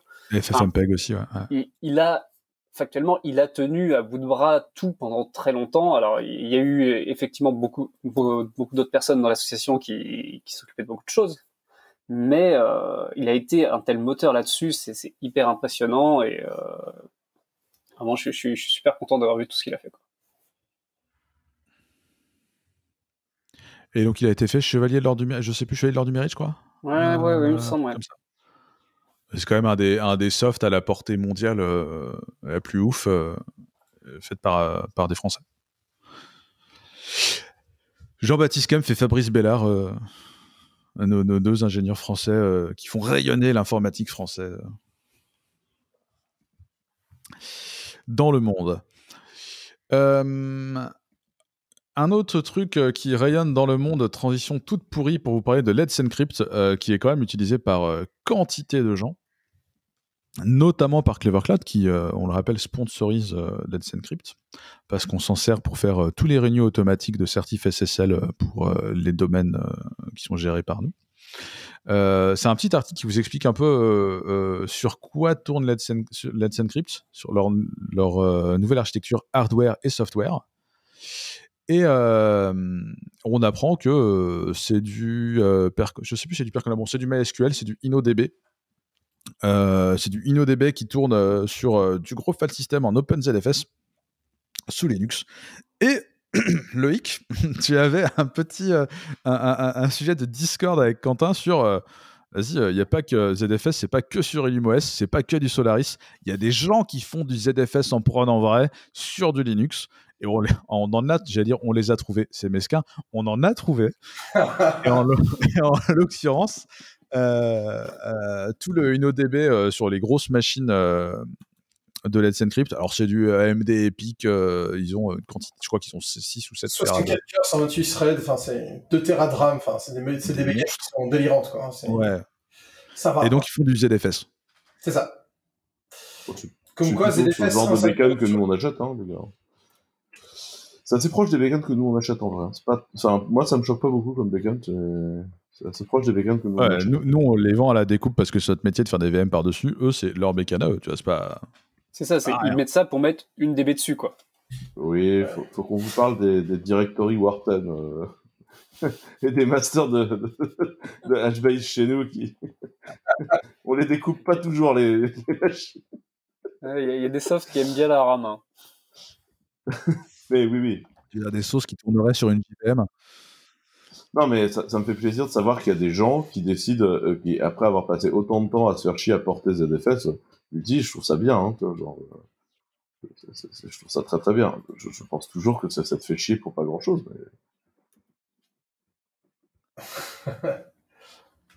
Mais oui, rajoute un lien. Ouais, j'ai un aussi sur une vidéo YouTube où en fait, c'est un mec qui expliquait comment il faisait du Beehive sur ZFS sur FreeBSD. Alors, c'est quoi Beehive? Alors, Beehive, c'est un KVM pour FreeBSD. C'est pas au niveau de KVM, faut être réaliste là-dessus. Mais en fait, le mec sort du feature qui, je pense, pourrait marcher avec un KVM plus BetterFS, soit dit en passant. Mais bon, après, voilà, c'est FreeBSD, c'est quand même vachement mieux. Ah non, pardon, c'est pas ça. Et surtout, ça permet de prouver à Quentin que pas tout le monde qui a encore du ZFS sur FreeBSD, parce que FreeBSD, c'est quand même le futur, quoi. C'est... des fois, alors, tout du moins. Beehive est un système de virtualisation où, quand il est sorti, globalement, tout le monde s'en est inspiré. Beehive, en fait, donc il est sur BSD, et comme souvent des choses sur BSD, ça marche avec des shells ou des VM? Non, c'est des VM, c'est un virtualiseur. C'est des vrais VM, c'est pas des shells. Beehive, en fait, c'est la plateforme de virtualisation qui a inspiré toute la virtualisation moderne. C'est-à-dire tous les KVM un peu light, tout le framework de virtualisation d'OS X, qui est hyper cool, que Géal connaît bien parce qu'il a fait beaucoup d'expérimentation avec et tout. Tout ça, c'est l'inspiration Beehive, en fait. C'est pas du tout... c'est un projet qui, par le fait qu'il était sous FreeBSD et qui est donc moins utilisé en prod par des gens, parce que BSD n'a pas nécessairement une grosse empreinte en prod, mais qui a une fois de plus prouvé l'impact culturel de FreeBSD et son apport scientifique à la communauté. Beehive est un très très bon exemple encore une fois, de boulot fait par la communauté BSD sur le futur. Et encore une fois, il y a énormément de choses qui ont été tapées et empruntées. Et des projets comme Firecracker aujourd'hui, qui fait tourner les VM lambda chez Amazon, s'inspirent mais énormément de Beehive. Voilà, c'était le premier hyperviseur très léger, quoi. C'était le premier hyperviseur Après, je ne fais pas comme VMware, tu vois. Surtout qu'ils avaient appris des erreurs. KVM, c'est un peu, vieux. On s'entend dans les choses informatiques, c'est un peu vieux. Beehive a été beaucoup plus jeune et donc a pu s'inspirer des erreurs qui ont été faites par le passé et donc régler tout ça. C'est mon opinion là-dessus, quoi. Mais KVM a réintégré beaucoup KVM, en fait, a beaucoup réintégré de bouts de Beehive, en fait. De concepts de Beehive. Mais Beehive a beaucoup inspiré les gens. Si vous cherchez bien... Comme ZFS. Ah, pardon. Ouais, mais ZFS, mais c'est exactement ce que j'ai dit, je te signale, sur ZFS. Ce que j'ai dit sur ZFS, c'est que le soft en lui-même avait mal vieilli et que c'était pas optimal, mais que grâce à lui, il avait inspiré une toute nouvelle génération de systèmes de fichiers, et qu'aujourd'hui, je recommandais plutôt aux gens de s'intéresser au système inspiré par ZFS que ZFS lui-même. Mais je suis parfaitement d'accord, ZFS a été très inspirant, et heureusement qu'ils étaient là. Par contre, aujourd'hui, utiliser ZFS en prod, moi je trouve ça pénible. Mais Beehive, et si vous cherchez bien, il y avait Géal qui a fait une expérimentation très intéressante qui doit être sur son GitHub, où en fait tu pouvais faire tourner des morceaux de Channel Rust dans des VM directement dans le code. En fait, tu compilais et le machin lançait des fils qui étaient en fait des VM sous OS X. C'est ça le deal, Géal. Oui, j'avais un petit bout d'hyperviseur sous SX, et en fait c'était inspiré aussi de Xive, qui était inspiré de Beehive. Ça essaimait plein de trucs à droite à gauche. Donc, mais encore une fois, pour l'avoir dit plusieurs fois sur ce podcast, allez mettre les mains dans les hyperviseurs, essayez de faire le vôtre. Vous verrez que c'est pas si compliqué que ça. Il y a beaucoup de détails, mais c'est vraiment des trucs marrants à faire, quoi.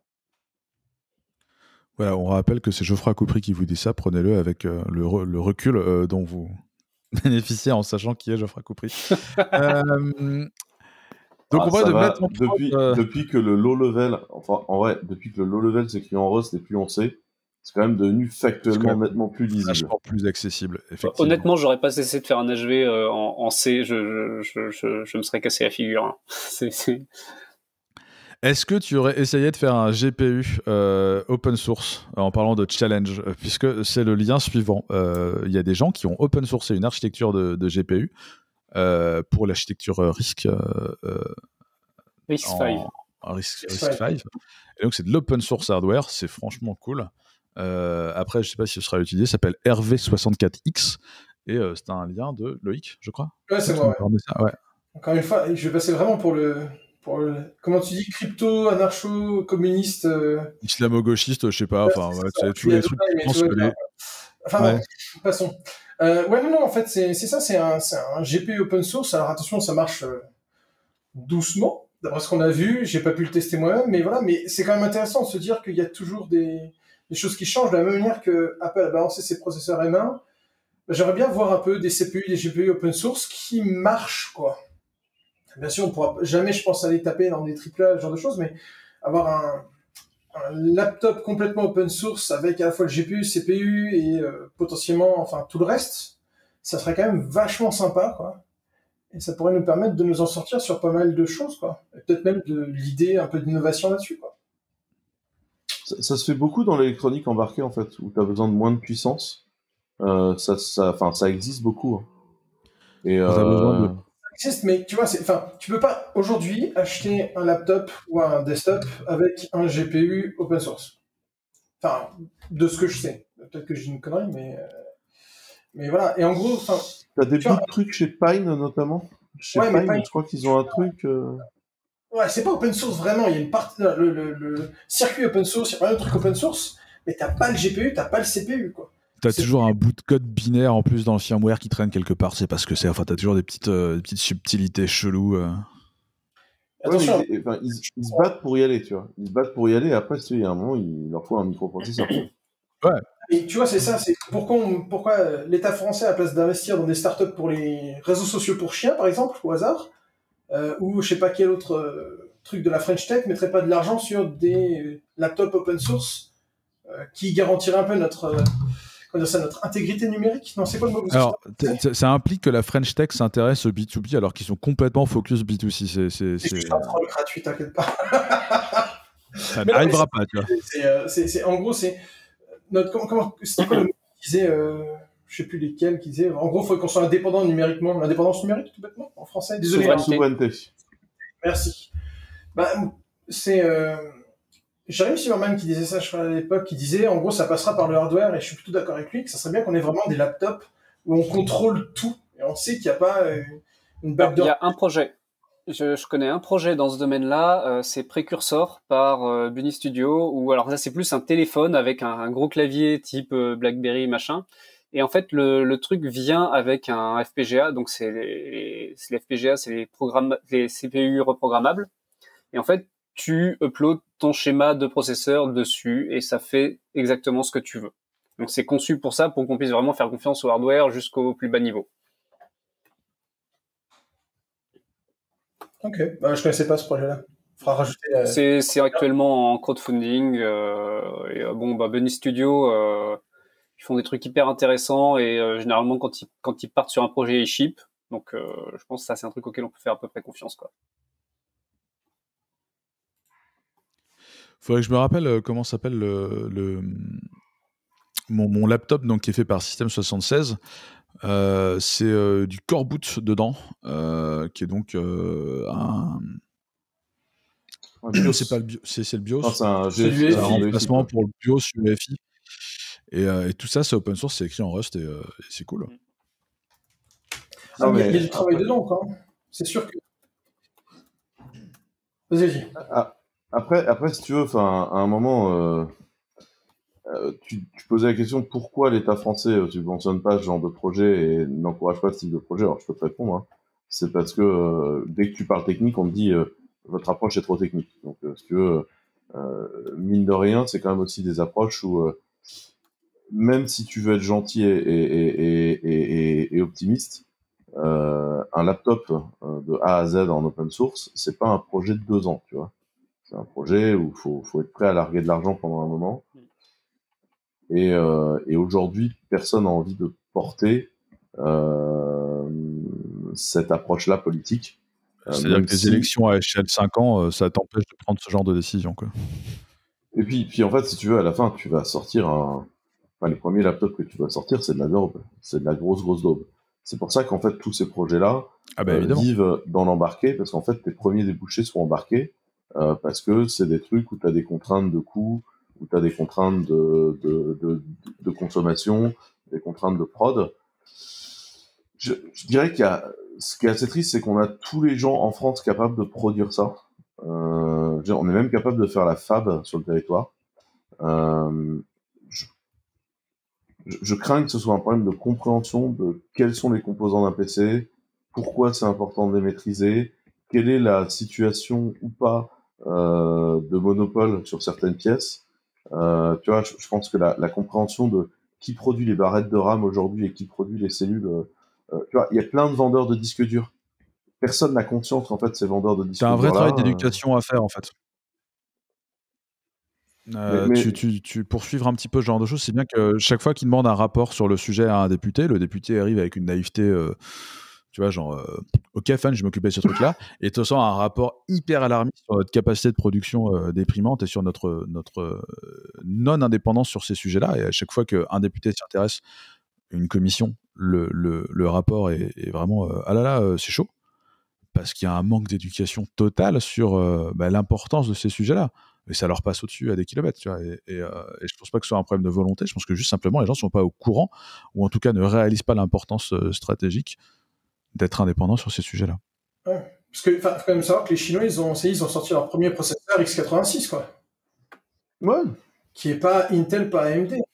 Donc eux, ils commencent à être indépendants. Pour l'instant, je suis avec toi, Quentin, c'est de la dope. Hein. Globalement, ça, c'est Linus Tech Tips, je crois qu'il avait fait un test là-dessus. Il disait, ouais, ça avance pas et tout. Ouais, mais enfin, puis c'est cher. Ouais. Enfin, c'est la première version, quoi. Exactement. Il y a 6 mois ou un an qu'ils ont fait ça. Donc là. Mais en fait, c'est un marché sur lequel il faut être capable d'investir pendant longtemps en se disant, ce qu'on retirera d'investir longtemps là-dedans, c'est XYZ. Et le XYZ, en fait, il est compréhensible quand tu t'intéresses un peu à la tech. Et en France, si tu veux, quand t'es tech et que t'expliques un truc, on te dit d'aller te faire foutre. Enfin, très clairement. Et moi, ça fait longtemps que je suis sur le sujet, tu vois, en France. Moi, à chaque fois que j'explique aux gens que le problème dans le cloud n'est pas un problème d'infrastructure, parce que infrastructure, ça va, ça ils comprennent, il y a de l'argent, à la fin, tu mets des serveurs, tu les racks dans une baie, ça coûte des sous, il y a de l'amortissement, ça les gens sont capables de comprendre. Mais quand tu dis le problème, c'est du soft. Le foncier, ça passe. Là, t'as perdu tout le monde autour de la table. Et personne ne veut m'écouter. Et en toute gentillesse, ils veulent pas m'écouter, tu vois. C'est même pas méchant ni agressif, hein. C'est juste, ça passe à 20 bornes au-dessus de la tronche de tout le monde. Et du coup, tu te retrouves à aller bosser tout seul dans ton coin, à sortir des trucs, à sortir des chiffres, à commencer à gagner des clients, et il y a que comme ça. Et en fait, le truc, c'est que c'est une organisation de notre société, où, clairement, les techs ont été sidelinés chez nous, et du coup, on paye ça. Et quand tu dis le contraire... Après, alors t'as l'effet ingénieur ou technicien sideliné par les grandes écoles et les écoles de commerce. Tu vois, les grandes écoles, on peut parler de technique, bon, voilà, clairement, ça leur passe au-dessus. Et puis t'as aussi, dans notre cas, dans notre industrie, l'effet, le software à shipper, on comprend pas trop comment ça marche, c'est un peu magique. Tu vois, la notion de délai, tu vois, les gens s'imaginent pas ce que ça implique dans l'inconscient collectif, en tout cas beaucoup moins que de produire des machins et de les immobiliser financièrement, tu vois, donc c'est ce que tu disais, le hardware, et comme pour eux c'est magique, ils s'imaginent que c'est pas grave, on va embaucher des mecs, et puis dans 6 mois, on aura, tu vois, façon Capgemini, on aura embauché tout plein de gens, et dans 6 mois, on aura ce qu'il nous faut, et ils comprennent pas la nécessité de recul inhérente à développer du software, et le fait que tu peux pas magiquement shipper du soft en multipliant les gens qui travaillent dessus. Là où tu peux effectivement accélérer ta cadence de production d'objets avec plus d'usines, plus de gens. Et ça leur passe au-dessus complètement. Ils ne comprennent pas comment on ship du soft. Et même nous, dans notre industrie, on galère à expliquer comment on ship du soft à des gens. Tu vois. C'est vrai, je veux dire, Loïc, je ne sais pas quelles sont tes typologies de clients. Tu peux un peu parler de ce que tu fais dans la vie, mais quand tu vas expliquer comment tu ships du soft à des gens, de manière intelligente, c'est-à-dire pas le cycle en V, le cahier des charges, on se revoit dans 2 ans, mais plus on va itérer, on va discuter ensemble, on va faire des sprints. T'as l'impression de parler chinois aux gens. Ah non, ça va où je suis, c'est que globalement, ils ont des visions à long terme, mais ils sont pas fermés sur les plans. Donc globalement, ça se passe plutôt pas trop mal. Non, par contre, c'est sur la tech où ils sont... je vais balancer un truc. Hein. Enfin, moi, je suis utilisateur de Clever Cloud depuis, très très très longtemps maintenant. C'est longtemps, je pense, selon Quentin, mais ça, c'est un autre débat.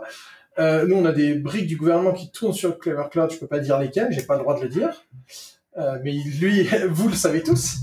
Mais en gros, quand on leur dit on va mettre ça chez Clever Cloud et ça déploie automatiquement quand tu pushes machin, Le mec comprenait pas, il se dit mais ils sont où nos 4 environnements de test, faut qu'on valide sur 28 étapes avec 35 personnes qui signent et là ils étaient complètement perdus. Le shippage de software était quelque chose qui était ils achetaient un immeuble quoi. C'était ça, c'est littéralement ils achetaient un immeuble et les mecs se disaient attends, est-ce que l'immeuble il va être rentable dans 10 ans? Il y avait certains qui avaient dit quand même ce code-là on ne le touchera pas pendant 10 ans. Comme ça, tu finis avec du Java 4 en prod, quoi. Et c'est toute la problématique de la transformation digitale, numérique, appelle ça comme tu veux, où le but du jeu, c'est t'as internalisé tout plein de trucs parce que le marché n'était pas mûr et il fallait que tu fasses les choses à la main. Et donc, les gens ont gardé cette culture-là. Et l'objectif de cette transformation, c'est de faire oublier cette culture aux gens et leur montrer qu'il y a des choses qui sont beaucoup plus intéressantes, comme par exemple Clever. Ouais, alors le problème, c'est que là, tu parles de transformation numérique. Là, moi, alors, où je suis, malheureusement, c'est les GAFA ont un très gros part de marché et push vraiment beaucoup parce qu'il n'y a pas d'acteurs locaux, il n'y a pas de Clever Cloud-like au Moyen-Orient. Et en gros, ils pushent que sur des solutions qui les arrangent. Typiquement, alors du Kubernetes, c'est de la folie, par exemple.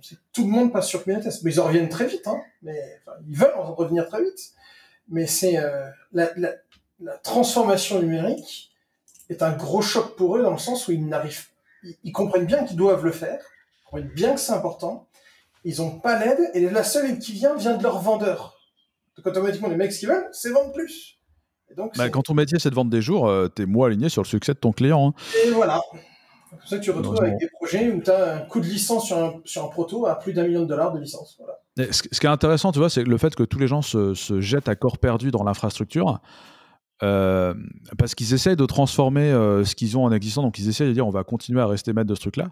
Donc ils se lancent dans l'infrastructure là où ils devraient juste se focus sur le métier, et c'est un truc qu'on voit régulièrement. Tu as une nouvelle appli à mettre en prod, et c'est ce que les Américains font et ce que les Français peinent à voir parce qu'ils s'imaginent que tous les Américains sont Google, et c'est ce que tu disais tout à l'heure.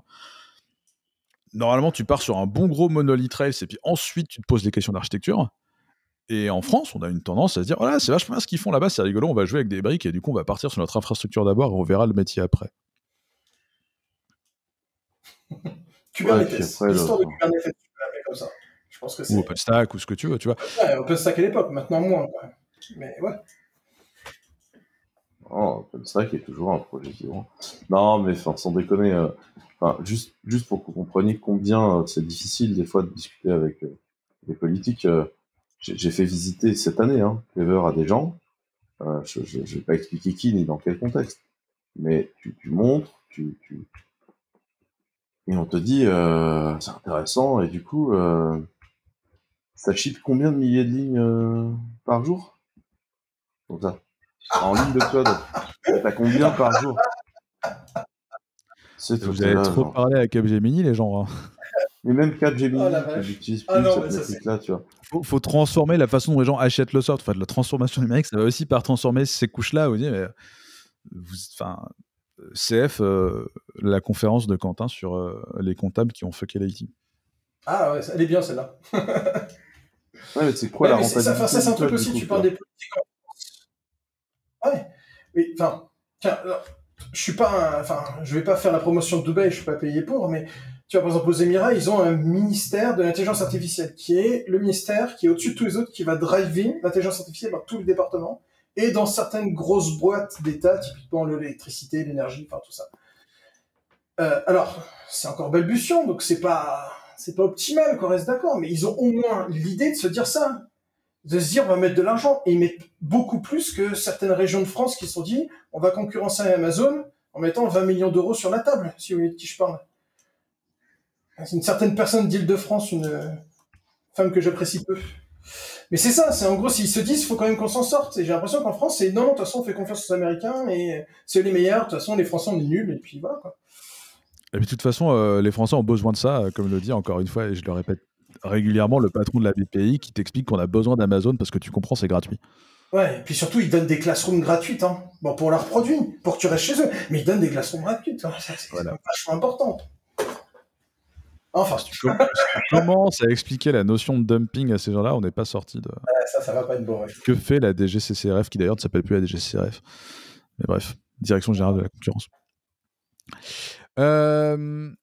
Voilà, c'était la rente souveraine du podcast. Nous allons passer à Scaleway qui a décidé de mettre des M1 dans un placard. Alors les M1, les M1 d'Apple. Alors je suis méchant comme headline de dire Scaleway met des M1 au placard. C'est juste que voilà, ils ont lancé une offre plutôt orientée CI/CD pour les développeurs iOS, où en gros ils ont raqué plein de Mac Mini dans leur data center pour proposer du CI/CD. Ah non, ils proposent pas les CI/CD, ils proposent du remote desktop dessus. Si tu veux faire ta CI/CD, c'est à toi de la mettre en place. Eux, ce qu'ils te fournissent, c'est un terminal serveur. Voilà, ils t'expliquent que ce qu'il faut faire comme use case, c'est plutôt ça. Et ils orientent le use case des gens vers ça. Tu vois, quand tu vas sur la page de lancement, Lightning Fast CI/CD for iOS and macOS. Il y a tellement de contraintes pour shipper des Apple. Enfin, nous. Machine learning. Ouais. Alors ça, ouais, non, ça on va pas en parler. Je pense, je veux pas être le seul à m'énerver, mais non, mais enfin, quand tu prends l'Apple Store pour shipper des apps sur l'Apple Store, c'est quand même ultra relou et c'est quand même vachement bien de se dire, tous les devs sont, alors il y en a un qui peut être sous Mac qui est le développeur iOS, et en tout cas on fait toutes les releases basées sur un M1 distant ou un Mac distant. Enfin, le bus factor se réduit parce que si l'autre il crame son laptop, c'est un peu compliqué, quoi. Je trouve que c'est pas si mal que ça. Et surtout, alors, c'est moi qui ai mis le lien d'ailleurs. Moi, ce que je veux prouver, c'est qu'en fait, les Français, encore une fois, on n'est pas si mauvais que ça. Alors, même si je suis un Français expatrié, enfin, ils sont 3 fois moins chers qu'Amazon, 2 fois moins chers que je sais plus quelle autre boîte. Je sais que Quentin n'est pas très très d'accord avec ce que je vais dire, mais moi, je trouve que c'est pas si mal de prouver qu'on joue dans ce jeu-là. Qu'on se comprenne bien. Je suis très d'accord avec ce que tu vas dire. C'est moins cher. Amazon a sorti une offre à un tarif démentiel que je trouve inexcusable. Je trouve que l'offre de Scaleway est acceptable. Après, moi, si tu veux, le truc qui me fait toujours poser question, c'est à un moment quand tu regardes à 10 centimes de l'heure un truc, un machin qui factuellement, en 6 mois, t'as payé la machine, je suis quand même moins hypé, tu vois. J'ai quand même envie de dire aux gens, en fait, t'achètes des Mac Mini et tu les stacks dans un coin, c'est quand même pas si mal, tu vois. De toute façon, tu vas pas faire de la prod dessus, tu fais de la CI/CD, t'es peut-être pas obligé d'avoir enfin, tu vois, si ta CI/CD est pété les 2 heures ou elle sera pétée dans ton année, parce que bon, actuellement, l'électricité en France, c'est quand même un truc assez stable, hein, tu vois. Je veux dire, pas les États-Unis, quoi. On est sur un truc qui est bien, tu vois. Après, franchement, je trouve c'est toujours plus facile de porter ce discours-là quand ton métier c'est de gérer des machines, parce que tu peux pas aller voir une agence qui fait du dev iOS et leur dire prenez la maintenance de vos Mac Mini, quoi. Alors certes, a priori c'est du terminal serveur sur les Mac Mini, donc c'est juste que le machin a été déporté et branché ailleurs, mais t'es quand même en train de dire à des gens dont c'est pas le métier de gérer des placards avec des M1 dedans. Pourquoi pas, hein, mais il y a des gens qui n'ont pas envie de se faire chier avec ça et qui considèrent que... Mais moi je trouve que là où Loïc a raison, c'est voilà... Il n'y a pas qu'Amazon qui est capable de brancher des placards de Mini. Les Français le font, ils le font moins cher. Et factuellement, je pense que le niveau de service est parfaitement comparable, voire meilleur chez Scaleway. Enfin voilà, quoi. C'est très bien que ça existe et voilà. En France, on est capable de le faire aussi.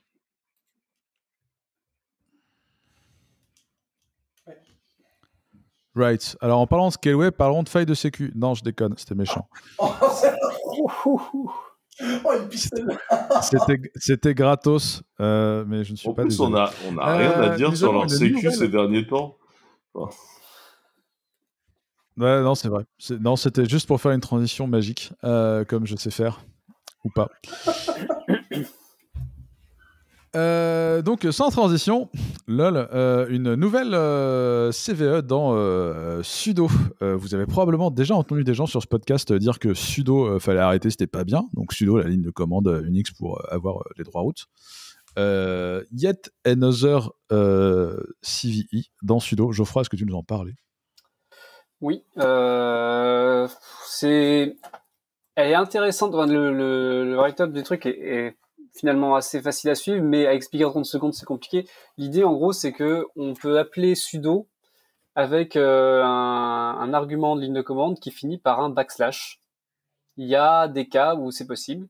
Et en fait, entre les chaînes de j'essaie d'échapper ou pas, ou des échappés, ce qui vient comme caractères spéciaux dans mes arguments, il y a un moment où on se retrouve avec un backslash qui se retrouve juste avant la fin d'une string. Et une string en C, c'est un 0. Si on fait backslash 0, si je me souviens, c'était ça, ouais. En gros, si on se retrouve avec le backslash à la fin de la string, il se met à copier des données qui viennent d'après le buffer, à droite à gauche.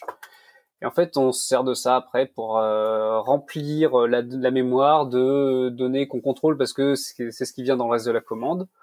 Et aller essayer de remplacer des pointeurs de fonction, des choses comme ça. Essayer de remplacer des chaînes de formatage pour bidouiller ce qu'on met dedans. Enfin, ce qui est intéressant, c'est qu'il montre, ok, on peut faire ça. On a notre buffer overflow où on commence à écrire dans la mémoire. Maintenant, par quel bout on peut attaquer ça? Donc, il commence par écrire n'importe quoi partout et voit où est-ce que ça crache. Et présente différents mécanismes pour atteindre. Par exemple, on a quelque chose sur les OS récents, je dirais depuis une dizaine d'années, c'est la SLR. C'est-à-dire, on s'arrange pour que le code, les différents bouts de code soient chargés à des adresses qui sont aléatoires selon le moment où on a lancé le programme. Alors, sachant que c'est un aléa qui est pas forcément hyper fiable, ça a juste besoin de résister à quelques appels. Et en fait, là, ils ont un cas où ils arrivent à deviner le bon pointeur de fonction en 4096 essais maximum. Voilà, cette faille, je la trouve intéressante à suivre parce que c'est vraiment, on a tout le process de, tiens, on a trouvé un bug, comment est-ce qu'on arrive à passer dans les différentes conditions pour vraiment le déclencher, puis après, comment est-ce qu'on rend ça exploitable. Alors que souvent, on a trouvé un overflow, filez-nous notre bounty, voilà, c'est un bug qui doit être hyper exploitable. Non, pas forcément, on a une vulne, on a un truc qui crache, on sait pas. Là, ils ont poussé le truc jusqu'au bout, quoi. Donc, très, très intéressant, ouais. Vous sentez le Geoffroy Coupry, qui est le mec qui dépile les demandes de bounty chez Clever Cloud, un peu gavé par les mecs qui demandent des bounty à l'arrache. C'est déprimant. C'est déprimant, parce que les gens qui proposent des bounty sont souvent, ils ont une espèce de checklist de, alors là, on va essayer le spam par tous les trucs qui ont des emails quelque part. Ensuite, est-ce que tu as tes headers de clickjacking? Ensuite, est-ce que tu as des machins? Et à chaque fois, ils insistent que c'est le bug le plus dangereux du monde. Et t'essaies d'expliquer au mec, oui, forcément, sur notre site vitrine, on a des images où il y a les données EXIF qui indiquent les coordonnées du bureau de Clever à Nantes, dont l'adresse est en clair en bas du site. Genre. Ouais. Si tu veux, c'est hyper important si t'es Flickr, mais si t'es Clever Cloud et que c'est ton site vitrine, tu t'en fous, quoi. Et à chaque fois, tu perds des heures à leur expliquer que non, ça non, t'auras pas d'argent pour ça, quoi. Il y en a quelques-uns d'intéressants quand même dans le tas, mais... Non, mais bien sûr. Mais on sent que le dépilage de bounty est une activité pénible. Moi, je dis sudo, ça, c'est encore un overflow mémoire. Sudo, on réécrit en Rust. C'était mes deux questions que j'avais pour Geoffroy, en fait. C'était ça, c'est... si tu n'utilises pas sudo, je sais qu'il y a DOS qui existe sur OpenBSD, mais je l'ai jamais vu sur Linux et je sais même pas s'il marche. C'est bien passant. Je sais plus, Marco dirait on utilise su directement et puis voilà. Je crois que c'est ça qui su moins et t'arrêtes de te poser des questions. Voilà. Tu vois. Ouais. Tu utilises Polkit peut-être, je sais pas comment Polkit marche. En fait, c'est ça le problème, moi, sudo, je suis désolé, je sais que c'est mal, mais je l'utilise. Je suis désolé, mec. Je l'ai, en prod, je l'ai. C'est mal, je sais, c'est pas bien, mais il n'y a pas. Tu sais quoi l'alternative pour de vrai? Il n'est pas installé sur MyVerbo. Ouais, moi non plus, du coup je fais un su moins route, un su moins quoi. Ouais, c'est ce que je fais chez moi, quoi, voilà. Sur ta machine à toi, mais sur les VM et tout ça, sur plusieurs, tu fais quoi? C'est ça, sur Clever, sur Clever, le mec qui fait le hardening des images s'appelle Marc-Antoine Perelou, donc si tu veux sudo chez nous en prod, ça va pas se produire. Je crois qu'il est même pas installé en fait. Non, il n'est pas installé. Non. Il n'y a pas de droit chez nous. mais effectivement, tu te dis, bah ouais, j'ai, je sais pas, une VM Ubuntu quelque part chez un hébergeur quelconque, bah j'arrive dessus et tu dis sudo parce que c'est ce qu'il y a dessus, puis voilà quoi. Ouais, après Ubuntu, ils ont tout construit autour de sudo. Justement, eux, ils sont dans l'anti-Marc-Antoine absolu. Ils sont dans nous, on va tout faire à base de sudo et c'est la drive. Et là, du coup, si tu n'as pas de sudo sous Ubuntu, t'es dans la merde. Pour le coup, c'est fait pour. Ça marche Moi, je dirais que tu peux pas te loguer en route sur Ubuntu à ma connaissance. De toute façon, ouais, tu peux pas. Donc t'as pas sudo, de toute façon, tu peux rien faire, quoi. C'est fini, quoi. Alors, sur Exerbo, sur des gens qui ont des distributions un peu exotiques. Je dis ça, tous mes serveurs tournent sur Arch, mais c'est pas grave. C'est plus exotique, Arch c'est mainstream. Je refuse de parler d'Arch comme exotisme. Je suis un hipster de Linux, je sais. Vous êtes l'ultra hipster, je sais, mais j'arrive toujours pas à Exerbo. Je suis désolé, les mecs. Mais bon. Non, mais c'est pas grave. Nous, on force personne. Hein. Ah, c'est pas ce qu'on Moi, par exemple, tu vois, nous, sur ma machine. Dans les... Eh ben, il y a une Exerbo. Bon, elle boot pas. Mais tu veux pas réussi à briquer ton PC? J'ai encore briqué mon PC. Ouais. Il a une autre machine. Il a une autre machine à côté, évidemment, tu vois. Et moi, c'est pareil. J'ai recyclé ce machin-là. J'ai installé une Exerbo ce week-end. Et voilà, c'est un petit peu pénible. Donc, pas de chapelle. On a beaucoup de gens qui font du Arch. On a des gens qui font du Exerbo. Moi, je suis sous PopOS parce que je me suis pas emmerdé. C'est ce qui est arrivé avec mon système 76, donc c'était très bien. Et puis on a des gens qui sont sous Mac, et puis on a des gens qui sont sous Ubuntu et d'autres. Je crois Ubuntu, je sais pas, mais on a de la Fedora pas mal aussi. Ubuntu, sérieux un peu là. Ouais, typiquement Ubuntu. Moi, PopOS, c'est Ubuntu, hein, tu vois. Je peux dire ce que je veux. Ça compense un peu quand même. PopOS, les mecs sont quand même des fans de Rust, non? Ouais, PopOS, on est fait donc. Il y a un peu de Rust sur de l'Ubuntu, ça compense, tu vois. Ouais, complètement. Donc Jérémy, l'ingénieur principal qui bosse sur le soft chez System76, effectivement, c'est le mec qui a fait qui bosse sur Core Boot en Rust et qui bosse sur Redux aussi, pas mal, Redux OS. Ouais, l'OS Rust et ouais, c'est chouette. Après, Redux, jamais booté moi encore. Faut que je le fasse. On va essayer. Mais je parie qu'un des nouveaux OS en Rust vont arriver dans le marché assez rapidement. Je pense que le vent du changement va venir probablement de Google quand ils vont se décider à pousser réellement Fuchsia, et quand ils vont se décider à souffler réellement sur Fuchsia, il n'est pas impossible que ça entraîne une galaxie de gens qui se mettent à coder leurs propres OS, tu vois. Là, actuellement, ce sera amusant. Ils l'ont ouvert un peu plus au contrib, mais c'est pas encore. Ils n'ont pas encore lancé vraiment le truc, tu vois. Il n'y a pas quelqu'un qui veut. C'est pas encore Kill by Google, ça?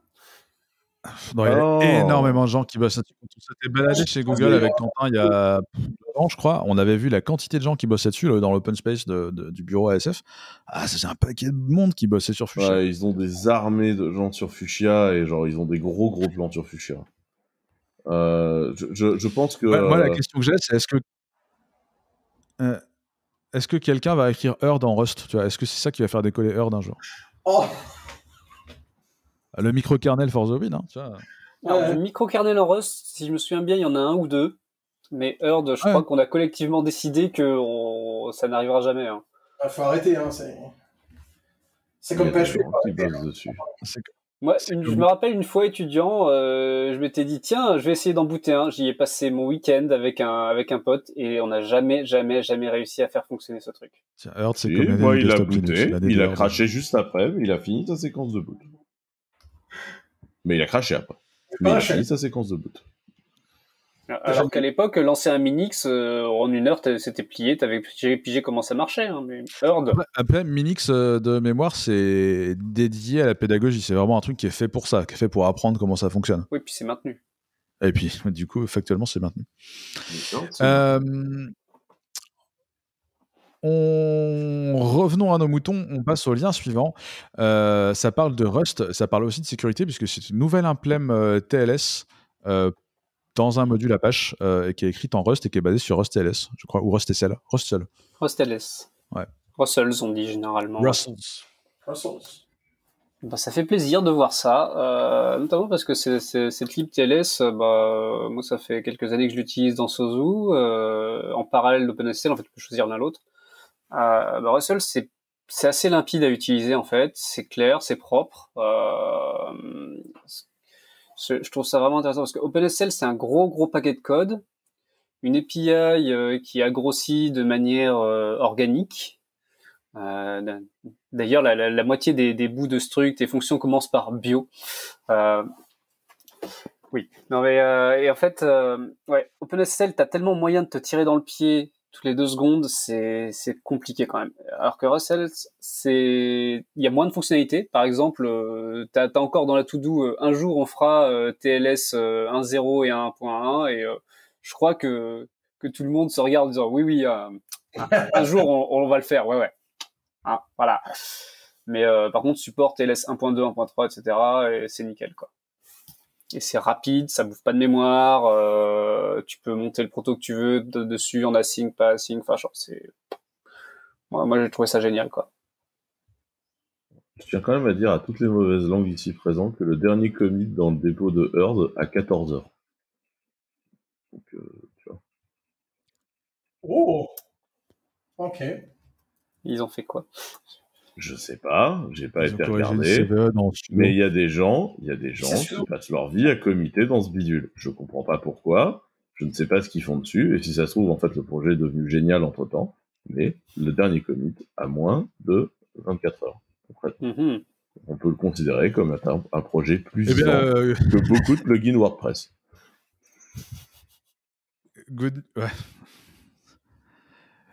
news pour les gens qui font du Herd, s'il y en a. En parlant de nouveaux codes ou de codes récents, il y a une nouvelle release de Pi-hole. Qu'est-ce que Pi-hole? C'est un lien de Loïc. Est-ce que tu veux nous expliquer pourquoi tu trouves ça cool et à quoi ça sert? Alors, tous mes liens sont vraiment orientés data privacy ce coup-ci, mais bon, c'est tout. En gros, Pi-hole, c'est un truc qui tourne potentiellement sur une Raspberry Pi ou sur une VM. Et en gros, ça prend toutes les requêtes DNS et ça fait du tri dedans. Et globalement, il y a déjà dedans, il y a un blocage de toutes les ads, de pas mal de choses. Et en fait, c'est super intéressant parce qu'on se rend compte de qui parle en DNS sur le réseau. Et typiquement, alors, moi j'ai un PFSense, un OpenSense à la maison, et j'ai un Pi-hole qui tourne aussi, et je me suis rendu compte que j'avais un petit routeur que j'avais oublié qui était dans un coin, qui était pour mon jardin, qui envoyait de la data sur qui passait sur le réseau toutes les 3 minutes. Donc en gros, ça permet de trouver des requêtes qui partent et des trucs vraiment marrants. Et genre, c'est 30% de mes requêtes maintenant qui sont bloquées directement à la source. Et c'est vraiment inquiétant aussi parce que notamment, il y a des trucs qui parlent et qui ne devraient pas parler. Typiquement, des vidéoprojecteurs qui sont sur le réseau. Typiquement, des routeurs qui ne devraient pas parler. Et c'est des trucs qui s'annoncent. Ouais. Ouais. Et en fait, au départ, tu te dis, ouais, bon, je vais mettre ça, c'est marrant et tout. J'avais peut-être bu un peu trop de bière, je me suis dit, ouais, je vais installer ça sur une carte SD, j'ai un Raspberry en RAV et tout, et puis tu fais 24 heures dessus, puis tu regardes, tu fais, oula, t'as 30% de bloqué, oula, et en fait, voilà, ils arrêtent pas de lancer de nouvelles versions, ça marche très très bien. Tu peux avoir bu trop de bière là où t'habites? Parce que tout à l'heure, tu m'as donné le prix au pack des bières. Je vois pas comment tu peux boire trop de bière avec le prix du pack de bière chez toi, tu vois.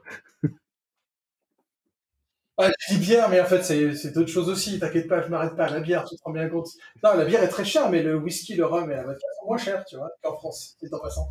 Mais non, mais c'est ça. Et en gros, tu te dis, tu commences à lancer ça un soir, on en parle avec mon associé Pierre, on se dit, ah, ça pourrait être marrant qu'on balance ça un de ces jours chez nous.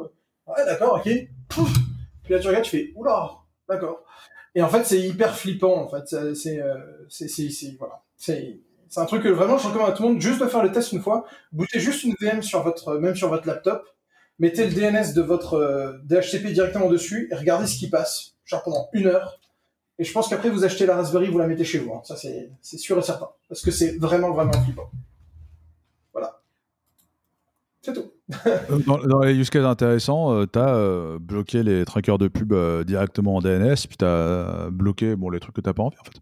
Ouais, c'est ça. Là, par exemple, Belkin, pour baser la marque, Belkin, je les ai bloqués. Parce qu'en fait, ils balançaient des trucs depuis l'intérieur, sur leur serveur, que je voulais pas qu'ils sachent. Combien de devices sur leur réseau, c'est pas leur business, quoi. C'est mon réseau, ils n'ont pas le savoir. Voilà. Je suis assez d'accord. Enfin, je suis un peu, voilà. Et puis sinon, ouais, tu bloques tout ce qui est, même la télémétrie au Mozilla, par exemple, tu bloques DoubleClick, Crashlytics, toutes les stats Amazon. Vous imaginez pas combien de stats Amazon qui tombent aussi, c'est délirant. Device Metrics US Amazon.com, pouf, 550 requêtes par jour, tu sais pas pourquoi. Hein. Ouais. Mais genre, t'as une Alexa chez toi ou... Même pas. Et c'est ça le pire, c'est que j'ai pas d'Alexa. J'ai un téléphone, j'ai un iPad, j'ai un ordinateur, j'ai du Linux. Même ma femme tout sur Linux. On a un projecteur Xiaomi qui, étonnamment, balance pas tant que ça. Alors que je m'attendais quand même à ce que ça sorte un peu au niveau chinois. Mais non, on a des trucs, on sait pas d'où ça vient. Et c'est flippant. Voilà. All right. Je n'ai pas d'avis sur la question à part essayer. Voilà, c'est ça. Essayez-le. Après, voilà si je suis un cinglé conspirationniste Illuminati ou pas. Et puis, ouais, non, factuellement, tu es en train d'expliquer ce qui passe sur ton réseau, ça n'a rien de complotiste. Tu es juste en train de dire, voilà, il y a de la data qui part quelque part. Ouais. Who knows? C'est à peu près ça, ouais. Geoffroy, Quentin, un avis sur Pi-hole? Vous avez déjà essayé des trucs comme ça? Il y a très très très longtemps, mais là c'est vrai que j'ai un petit Raspi qui traîne, c'est une bonne idée. C'est plutôt une bonne idée de faire ça. Ouais. Ah, j'ai beaucoup joué avec ces trucs-là. Effectivement, c'est assez drôle de regarder ce qui passe en vrai. T'as des softs aussi qui le font, hein, sans nécessairement. T'as des softs qui regardent ce qui passe. T'as un module de contrôle aussi pas mal. Bah, t'as Wireshark que tu peux déjà lancer.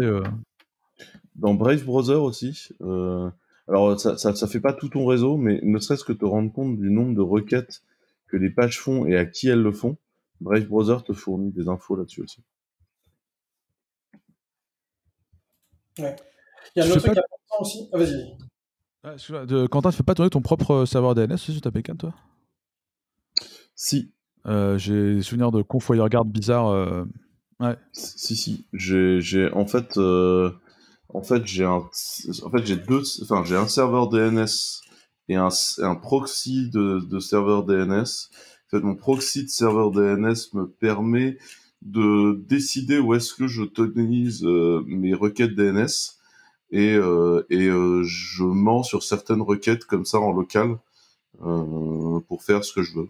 C'est un peu compliqué et ça passe son temps à foutre le bordel avec les portails captifs. Un jour, je me pencherai sérieusement sur la question de faire un truc propre pour gérer les portails captifs dans ce genre de cas, parce que c'est l'énorme problème de toutes les couches de sécurisation, c'est les portails captifs.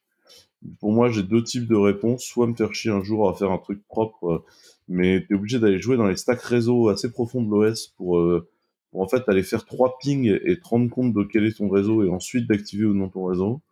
Ou alors, la grande option, c'est tu fous des cartes 5G dans toutes les bécanes et t'arrêtes de t'emmerder et tu ne vas plus jamais sur le Wi-Fi des gens que tu ne connais pas. Voilà. Ouais. C'est un truc, aussi, je veux juste rajouter un truc, c'est, Pi-hole, il bloque les requêtes DNS, donc c'est-à-dire que toutes les pubs ne s'affichent pas. En fait, on se rend pas compte de l'impact que ça a sur l'intégralité de la navigation web, en fait. Les pages web sont tellement plus rapides à charger et tellement plus légères, c'est un truc de malade. Alors ceux qui utilisent déjà du Brave, comme tu l'as dit, Quentin, ou un Firefox avec des options, ce genre de choses, s'en rendent compte, mais c'est vraiment impressionnant. Et même sur les téléphones, c'est impressionnant. C'est encore plus impressionnant dessus, où il y a quand même beaucoup plus de contraintes au niveau de ce genre de software et de l'installation. Voilà, c'était un petit instant. Ouais, sur téléphone, si ça vous intéresse, sur F-Droid, qui est donc la marque LPS dont on a parlé tout à l'heure, moi j'utilise un truc qui s'appelle, je ne sais plus, Personal DNS Filter, Okay. qui est assez cool, qui s'installe sur votre téléphone, qui va vous demander accès au réseau, qui va gérer le filtering DNS directement sur votre tel. C'est pas mal. Okay. Et effectivement, quand c'est activé, c'est le jour et la nuit. Quand tu charges une page web, c'est génial. Si jamais tu as la mauvaise idée d'aller lire des news, ton téléphone, c'est quand même très compliqué, quoi. Ça bouge dans 28 000 endroits, cookies, machin, pub, cookies, c'est bon, quoi. Enfin. Right. On passe au dernier lien de la semaine, et ça s'appelle Aquamarine, et c'est je sais pas si c'est un plugin ou je sais pas comment on appelle ça, ça vous permet d'écrire du Mermaid dans votre documentation Rust. Mermaid, on le rappelle, qui sert à faire des schémas. Quentin, est-ce que tu nous en parles? C'est un lien de Quentin Adam. Alors, Mermaid, d'abord, c'est un format, on va dire, qui vous permet d'écrire des schémas, soit des diagrammes de séquences, soit des schémas de relations, soit à peu près tout ce que vous pouvez imaginer comme schéma.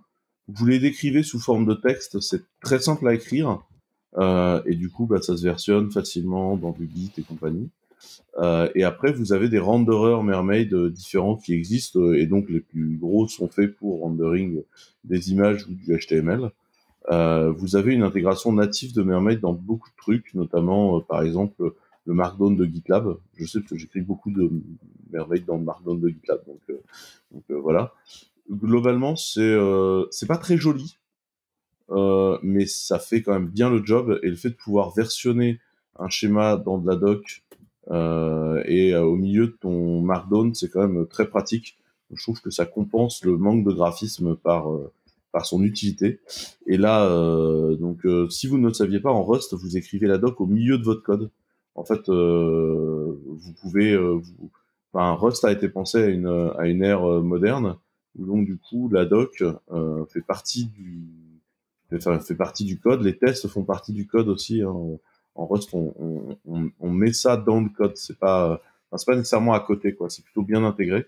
Et donc là, ce plugin-là vous permet d'ajouter des diagrammes au milieu de votre code, docrs, et il sera rendu quand vous allez faire votre build de doc. Et c'est donc plutôt cool, parce que quand vous avez un concept compliqué à expliquer, ou en fait un petit schéma serait utile, vous avez un petit schéma facile à intégrer.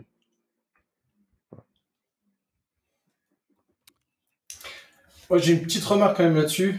Je sais qu'on est dans les limites de temps, mais je commence à être inquiet parce que toutes les semaines, vous présentez des trucs en Rust, et je trouve qu'il y a de plus en plus de projets en Rust, et quand il va y avoir plus de projets en Rust que de nouveaux projets dans la CNCF, je vais quand même me poser la question. Parce que ça fait un peu peur. On va dire que Rust niche la créativité de beaucoup de gens.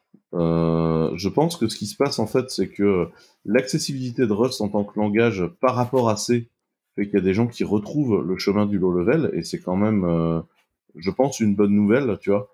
Parce qu'il y a quelques années, je dirais qu'on s'accordait un futur avec que des laptops à 64 Go de RAM pour tenir les 88 applications Electron vers lesquelles on se dirigeait, tu vois. Donc je pense que Alors, 88, c'est pas possible. C'est 1 giga de RAM par app. Ça ne marche pas. Donc je pense que tu vois, le low level que t'apporte Rust est là, et je pense que c'est effectivement la plateforme aujourd'hui ce qu'on pourrait appeler les cool kids, tu vois, de l'IT, qui maintenant font tous du Rust, parce que c'est ce qui est devenu swag, de faire du Rust, et c'est devenu cool. Je pense que c'est une bonne chose pour l'écosystème, parce que les projets rendent créatifs. Après, est-ce que tous les projets sont utiles et bien codés? Non. Il y a des projets, ils sont codés avec le cul, comme d'habitude. Et il y a des trucs, qui sont factuellement inutiles, probablement. Mais je pense qu'effectivement, c'est devenu la plateforme de créativité et de buzz aujourd'hui. Et clairement, ouais, c'est ça. Après, très sincèrement, c'est quand même cool, parce que c'est une plateforme qui ouvre des opportunités. Et je pense qu'il y a un deuxième facteur qui est les grands layoffs chez Mozilla, qui était la maison mère de Rust, qui fait qu'aujourd'hui, il y a beaucoup de gens qui sont sur le marché ou sont disponibles, ont du temps pour eux à coder des trucs. Fait que, en fait, c'est comme quand tu donnes un coup de pied dans un champignon avec des spores, en fait. Tu vois, ça va aller en coller partout. Et c'est pour ça que... c'est comme quand Oracle rachète Sun. Quand Oracle rachète Sun, tu as une diaspora d'ingé Sun qui se sont mis à monter des boîtes. On attend de voir ce qui va se passer avec Red Hat et IBM, mais globalement, tu vois, les rachats de grosses boîtes où tu as des layoffs, où tu as des gens qui ne qui sont plus d'accord avec la culture, où tu avais beaucoup d'innovation, ça a permis une sporification de nouvelles petites boîtes, comme dit Quentin. Ça fait un effet champignon un peu. Enfin, littéralement, Sun, quand ils ont été rachetés par Oracle, ça a créé plein de boîtes magnifiques. Notamment des gens qui maintenaient LumOS pour faire du ZFS. Où ça a permis, des fois, au-delà de maintenir des boîtes, ça a permis des récupérations de teams, qu'on crée de belles équipes ailleurs, tu vois. Par exemple, on parlait de Google Cloud. Dans les gens qui tiennent un peu la baraque chez Google Cloud, il y a un paquet d'anciens de Sun. Dans les gens qui ont lancé beaucoup le marketing de Docker et fait les ventes de Docker, il y a des chiers d'anciens Sun, quoi. Enfin, les anciens Sun ont contribué à beaucoup d'endroits. Donc, moi, je pense qu'en fait, c'est pas un problème qu'il y ait beaucoup de projets en Rust aujourd'hui. Je pense que ça crée la créativité. Et puis, mine de rien, ça crée de la base de code cherchable. Ça crée des crates et ça crée des libs. Parce que sur le tas, il y a un paquet de projets qui vont aller nulle part. Hein. Ça me paraît assez évident. Ouais. Mais on voit déjà pas mal de... Non, mais c'est sûr, mais moi, c'est aussi, je fais beaucoup d'Elixir, et t'avais un peu cet effet de mode il y a 2 ou 3 ans sur Elixir, à moindre échelle, je suis d'accord. Résultat, maintenant, tu prends libpulsar Elixir, par exemple, dont on sert... on est obligé de la remaintenir maintenant, parce qu'en fait, les mecs ont tout fait en 6 mois, puis après, s'en sont plus servis, quoi. Ouais, t'as pas mal de toy projects, même que ce soit sur Cargo ou d'autres trucs, où t'as plus de mainteneur, parce que...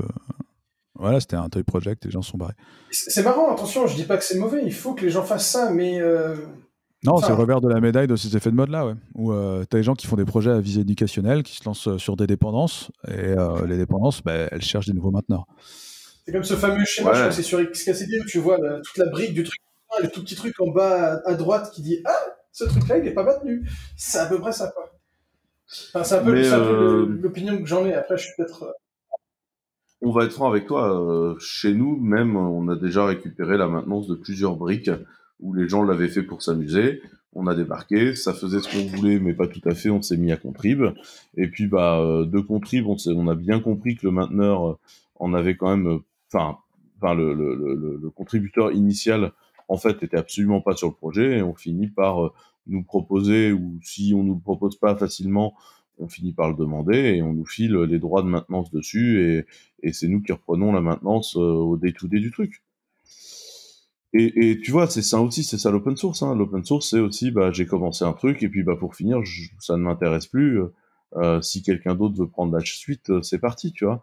Et je pense que c'est cool, tu vois. Moi, ça m'est arrivé sur des projets où je les ai codés en 2.2 et ils sont partis se faire maintenir par d'autres gens, quoi. Là, ce qu'on voit maintenant, c'est que moi, du Rust, j'en fais quand même depuis 7 ans. 8 ans.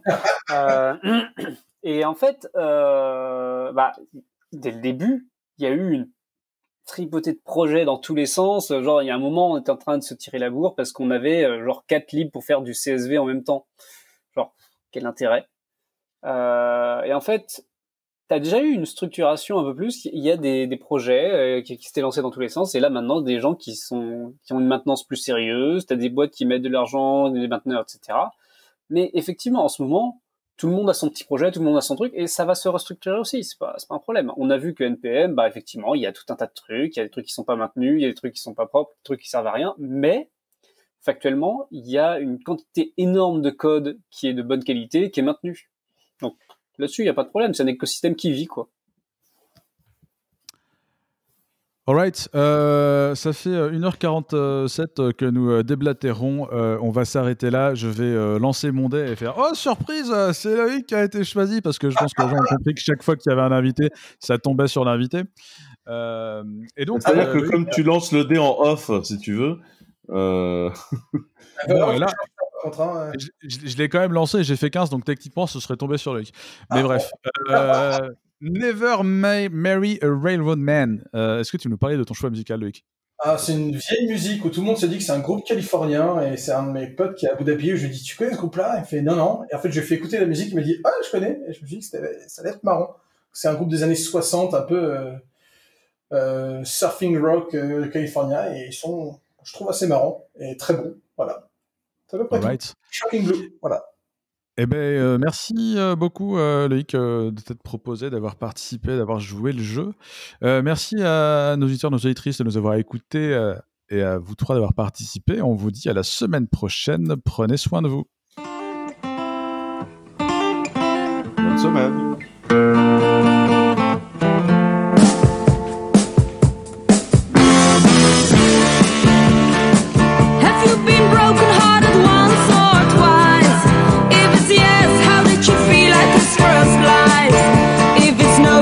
It's good.